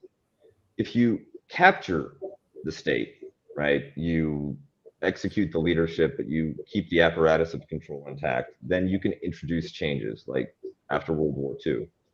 But the way that the United States fights, you destroy the incumbent systems of power, then you introduce exiles, foreigners, people with no social base to come in and, out of those ashes, without any domestic resources, stand up new systems of power. And you don't even commit enough troops so that the occupation itself could be an apparatus of effective power and administration. You're guaranteed to just be sowing chaos. And in that chaos, on an individual level, case by case, some people may be better off because the old system just was a boot on their throat. And now, if they can navigate the instability, they have some more opportunities. But in general, you're taking countries and you're turning them into war zones without and destroying the means that you need to end those wars. Yeah, I mean, really well said. I think I wanted to say that one of the worst things you can do to a country is prolong a civil war. Like, civil wars are really, this is what I mean by, like, nobody looks at the cost. Like, Americans love the idea of, like, resistance and holding out and all this stuff, but, like, prolonging a civil war unleashes all sorts of horrible social forces that are very hard to come back from. The way you describe regime change, I mean, that's the problem, right? What are the tools of empire, particularly American empire, for changing regimes? You smash up the state structure at random, then you bring in people who don't have a social base. I mean, I don't want to say, like, let's do a more effective empire, but if you're going to do it, then you need for it to succeed. It's not that we're saying it's good. It's just like just this is the worst of all. We're bad at it. You know, like the United States is really bad at it. We gotta take this super chat. What the person is asking, this is from Charles Raintree. Would I be showing my tinfoil hat too much if I asked you to talk about the project for the new American century in relationship to the Middle East conflicts? Tinfoil hat on, Charles Raintree. Matthew, do you want to take this one? Yeah. Wow, this is a real Bush administration throwback. Yeah, it is a throwback. It's like there's no conspiracy. Like think tanks, Washington D.C. elite, they talk about plans and intentions like quite openly. Like, and I mean, PNAC. I'm not super familiar with that history. I don't know if Kubo wants to tackle that, but there's a lot of different things. Define what the project for the new American century was. Anyone want to tackle that? Yeah. Richard Pearl, Douglas Feith, Rumsfeld, Cheney, they all had a deeper history of Republican bureaucratic executive branch service, and these think tanks are partly just holding patterns for old apparatchiks to sharpen their agendas for their next opportunity to go in and administer policy. The project for the New American Century was this outfit for essentially Reagan-era Republican hawks that weren't down with multilateralism and had mouths to feed in the military-industrial complex. So, and the thing about being out of power too is you can say things much more clearly than you can if you're part of an administration who's going to be quoted in the Washington Post. So we have all of these records about plans for regime change in Iraq, regime change in Iran, elsewhere, that really serve as a kind of template for the global war on terror. And like Matt said, it's not a conspiracy because it's out in the open. We have the minutes, right? Yeah. To add to that, I just want to add something quickly. Sorry, Matthew. Just to trigger Pascal a little bit. Part of the origins of this neoconservative term was in Trotskyism, within the disillusionment of, because Pascal sees Trotskyists as the worst. But you have this you putting words in my mouth now? I'm a non-sectarian leftist. Remember? That's true. Oh yes, but there were a faction of Trotskyists who basically got from being kind of international socialists became like internationalist liberals, right? So they kind of like adopted the Trotskyist internationalism, and I'm not putting this on all Trotskyists or things like that, but they basically took the Trotskyist international formula where you could like export revolution, but put it in the believed it to be a kind of liberal political project where you could export the liberal revolution around the world. I just wanted to add that about some bizarre origins of the neocon movement with these kind of former Trotskyists. By the way, I think that is a little overstated though, because I mean a lot of these. It is a little overstated. Yeah, you're right. Continue. Like a lot of these guys came out of like City College in New York when Trotskyism was like really dominant there, or from this kind of 1930s immigrant Jewish Italian kind of milieu where Trotskyism was like a big thing, but like also a lot of them were just like old Cold Warrior wasps who thought America's hands were tied. Like I think the Trotskyism thing, but just going back to like, it's not a conspiracy if it's out in the open. I think people do get conspiratorial about think tanks because they don't understand exactly what they know, that these are powerful institutions, but they don't understand exactly how their power functions. So they get kind of conspiratorial, but the thing is that their power functions by being out in the open. They write these policy papers as basically an advert. Think tanks are basically like the reserve bureaucracy of the American empire, right? It's where experts who would be in government, because we privatize everything. It's people who are either training to be in government or, their faction lost and now they're out of government, kind of in this reserve collection tank, no pun intended, where they sit or bounce around their ideas, and then if another administration that wants to use one of those ideas, comes around, then they'll pluck them out of the think tanks and give them a government post. And then when that administration loses the election, those people might be, out of government. And they go back to the think tank as like it's just like the reserve bureaucracy. So it's not. We haven't really defined. Well, people are asking, well, what the hell was this thing? The Project for a New American Century was a think tank that promoted a document. I forgot the actual name of the document, which basically says that the United States needs a singular event, a global conflagration, to reorganize its place in the world in the coming century in the wake of the fall of the Soviet Union so that it can maintain its place as the hegemon of power.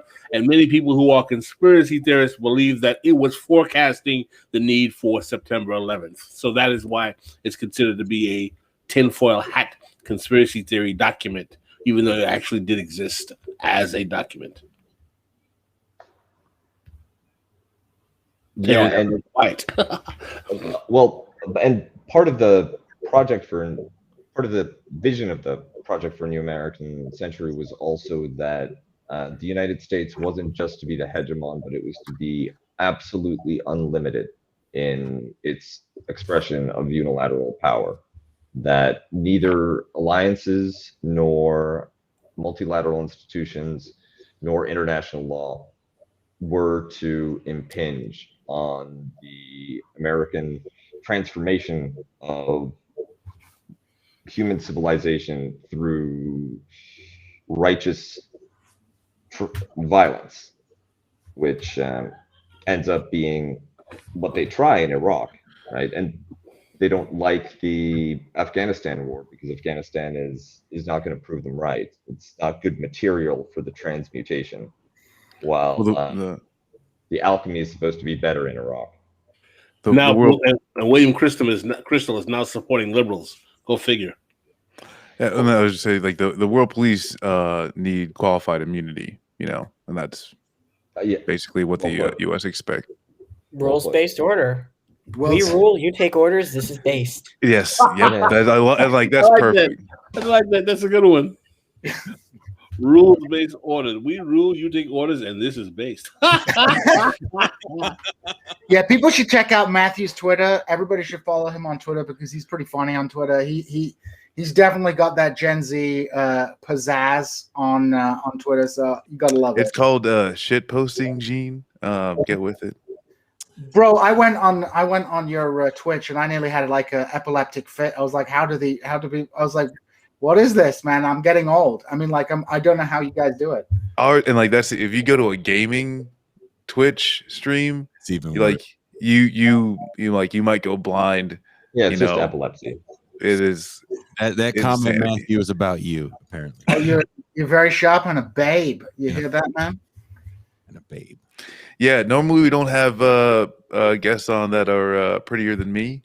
So you're lucky that you made it through, Matthew. It's all right. All right. That's one time. Marcus with the totally unjustified sense of self-absorption. Pascal, somebody wants me to go on Joe Rogan. Jason, go on Joe Rogan to do what? Compare music? I have no idea. You should go on Joe Rogan. Arm wrestling match. Yeah, the sound guy. Work on his sound. Hey, it would be good for. I hear he has great ayahuasca. I think Joe Rogan has done drugs that even I've never heard of. Yes. If Rogan invited us on the show, I would go. They didn't say us, Pascal. It was Jason. Oh, someone said suggestions. Just like when you go on Brianna Joy Gray show, it's just Pascal. Oh, wow. Now we're getting behind. Now he's got some trouble in paradise. I think you should go. What do you think, Matthew? You ever seen that meme that's like Joe Rogan is like some Mongolian Khan from the steppe who took an interest in intellectual things, and he's bringing slightly nervous magicians to come before him and explain what the world was. You explain to Joe why sky is big and how tree grow. Yeah. So this is something that was like interesting with Joe Rogan is that like where like Bernie Sanders like went out in front of him was like if you can explain it to him simply, he's like, yeah, this makes if you can make it make sense for him and also if like someone that around him, because they like every once in a while it's like, oh, this sounds kind of weird. Can you Google that for me? As long as they can Google it real quick and say, oh yeah, you're right. Like, boom, you have now solidified a thought in Joe Rogan's brain. I mean, he's just generally speaking, Gwyneth Paltrow super- for men.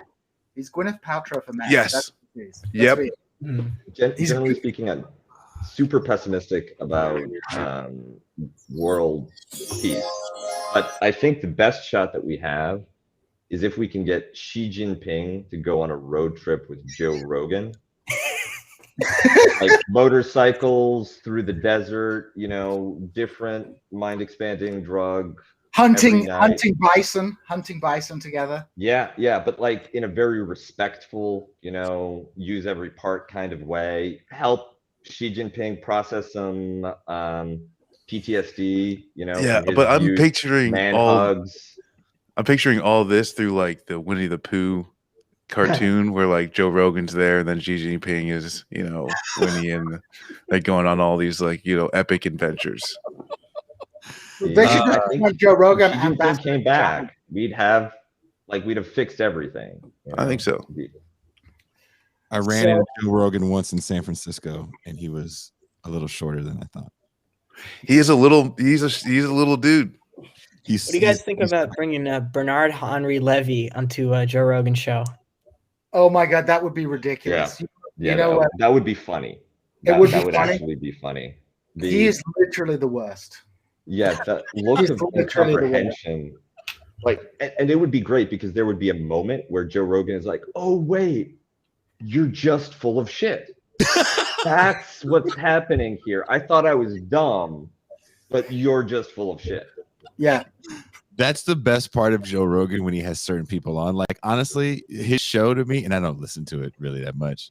I haven't heard it in years, but when he would have like comedians on, I always thought it was interesting. But when he has people like these, what do they call them, intellectual dark web people, that's hilarious because he does. When that shit clicks in his head, when these people he realizes they're full of shit, is always hilarious to me. Like when he realized Jordan Peterson was full of shit, but the equality of outcome, that was perfect. I mean, there is a moniker of sense within Joe Rogan. It's just not a lot of critical thought. he's just a normal dude. He's actually like a good American. I mean, he's super rich, but he does kind of, I think, reflect the incoherent political instincts of him. LME asked in the comments, what full of shit is Bernard Henri Levy? He's like a French philosopher, like typical French philosopher guy. He likes to like button his shirt all the way. Unbutton his shirt, yep. And he's like the kind of liberal interventionist. Like he just finds causes that are that he likes to back and call for U.S. intervention. Usually dooms them. Like I actually have a story. I was speaking to a Kurdish official, in the Kurdish, because he backed the Kurdish referendum for independence. And I was like, I don't think this is going to go well. Turkey's not going to accept this things. And the guy was literally, we have Levi Strauss backing us. It means that the West is backing us. I was like, I don't know if that's accurate, but things didn't go well with the Iraqi Kurdish referendum for independence. But Levi Strauss got a lot of expensive dinners at the Erbil Sheraton Hotel, where Kuba and I actually met. Kuba and I met at the Erbil Sheraton Hotel. After the world's experience with Foucault and Derrida, are people still listening to French philosophers? I mean, really?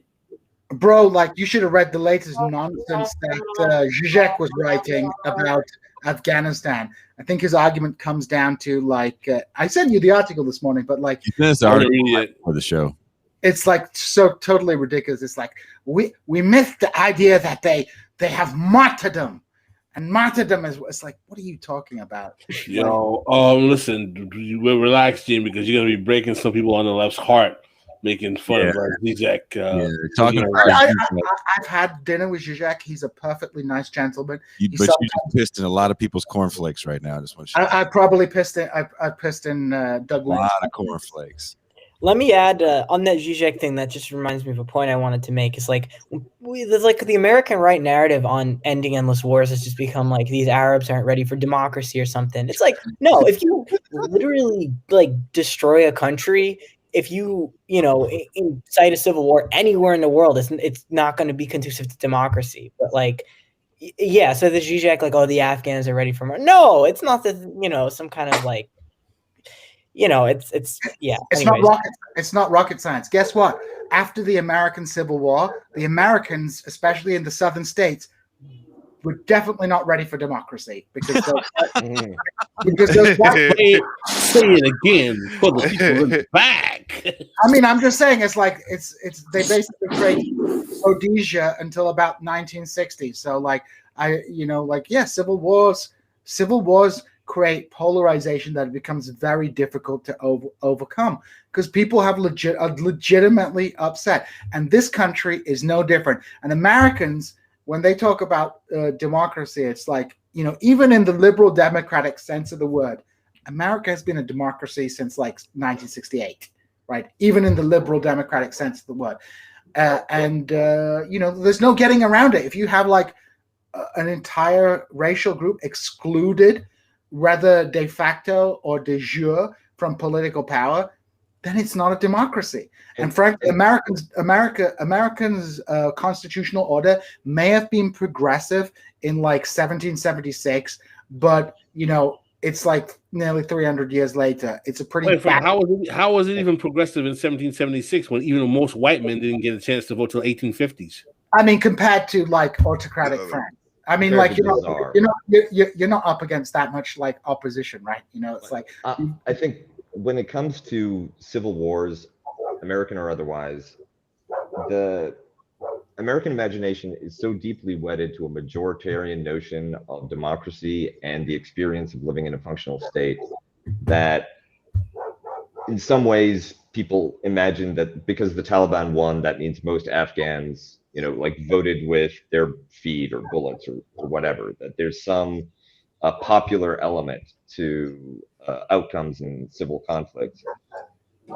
And the reality is that, and Antonio Giustozzi had a fantastic book on this called The Art of Coercion, that if you have the breakdown of a state, so you're no longer in law and order, then what matters is the ability to mobilize violent men and have them disciplined and under orders. And if you can do that better than your rivals, you win.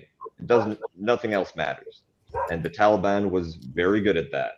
And when you have reconstruction or any effort to try to remake a political order, then your enemies are not going to try to outvote you. They're going to accumulate the apparatus of coercion. They're going to organize the men who can do violence, and you better be better at it than they are.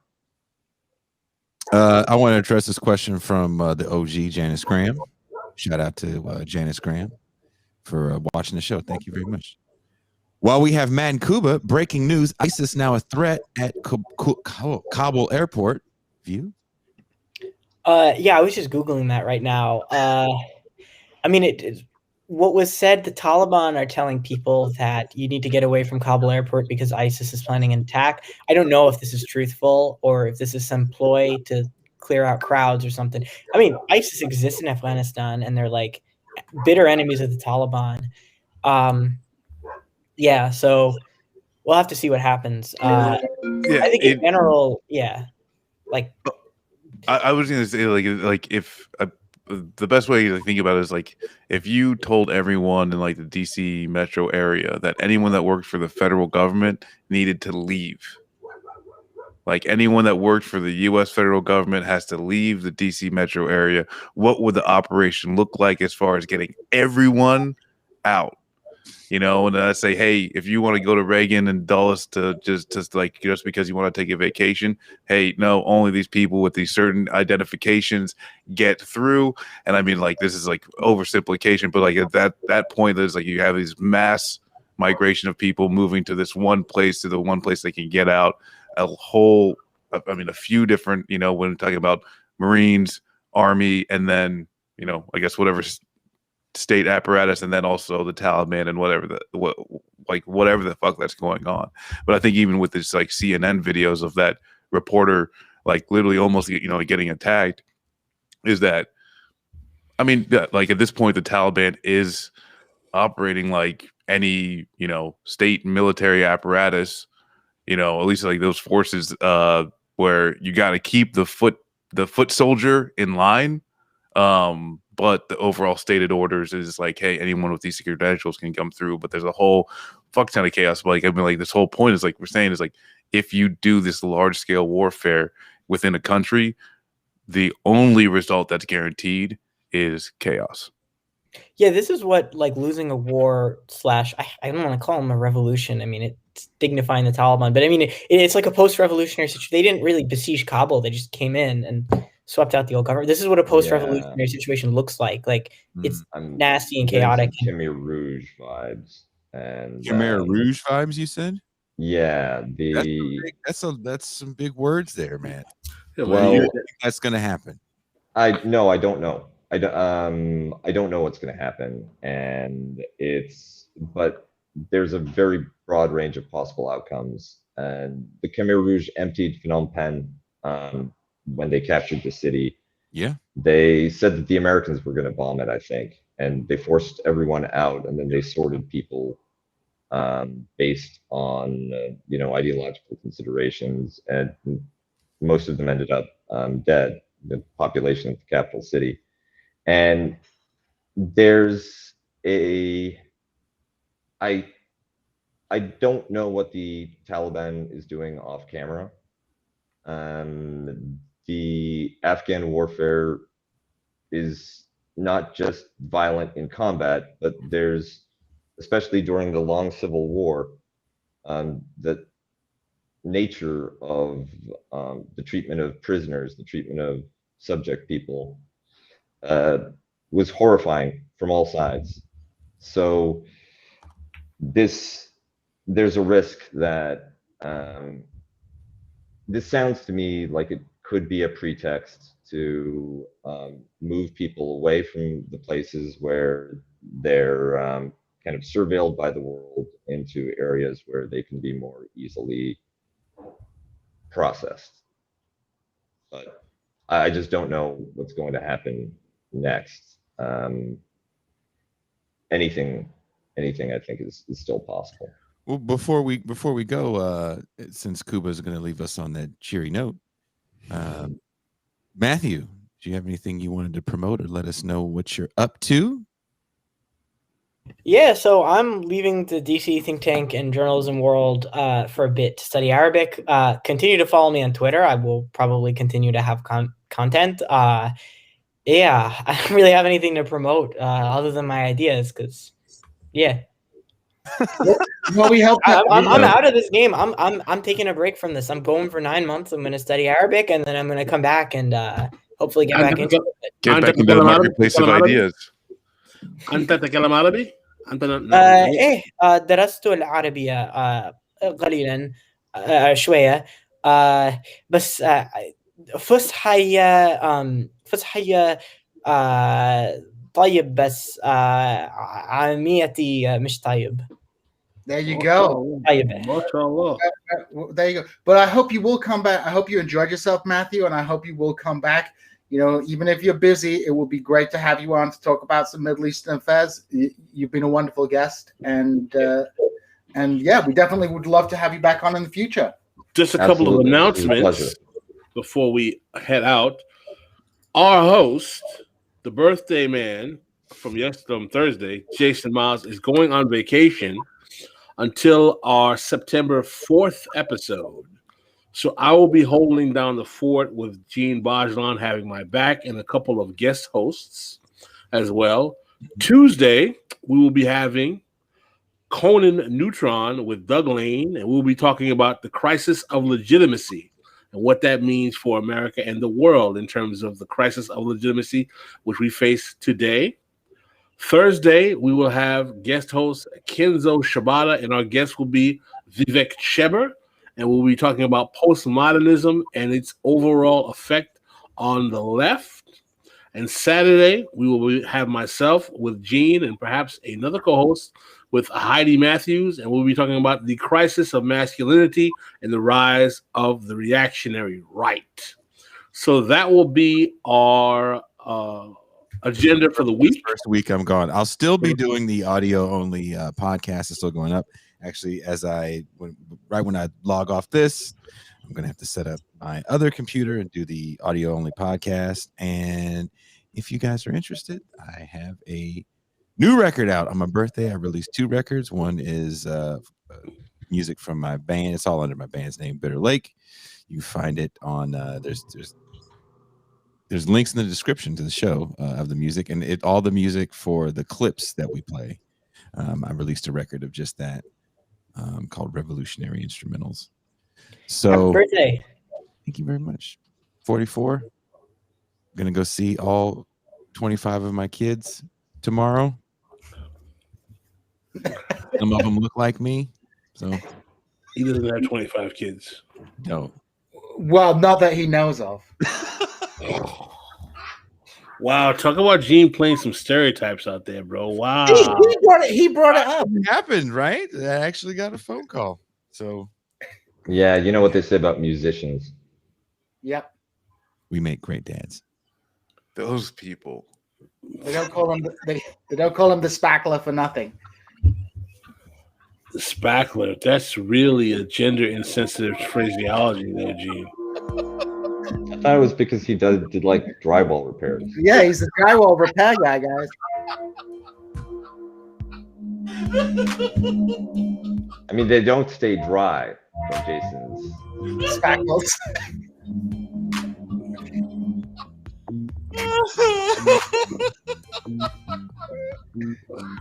Yeah, host down. Yeah, Matthew's like, please, like, let's get out of here, please. I just want to say this was one of the most fun shows I've done in a long time. And Matthew, thank you for coming on, and we hope you come on again. Thank This you was very very much. informative, and I think we did a very good conversation today. And safe travels. yes. Thank you. I'm happy to come on. Just Jean. Yeah, thanks to Jean for really inviting me. We've been going back and forth on Twitter for a while, but he hits me up like 2 months ago, and then I was really busy, so I took a really long time to get back to him. But I'm glad this finally happened. Hey, great to have you. You can't spell mouse without moist. Kenzo Shibata, I'm excited for you to come in and host the show on Thursday. I can't wait to see Kenzo fuck with Pascal because he does it in a very different way than me, but it's equally as entertaining. Once you hear the music, you know it's time to go. Thank you guys very, very much. And, this is my last time saying this for a couple weeks. Enjoy some old school cartoons.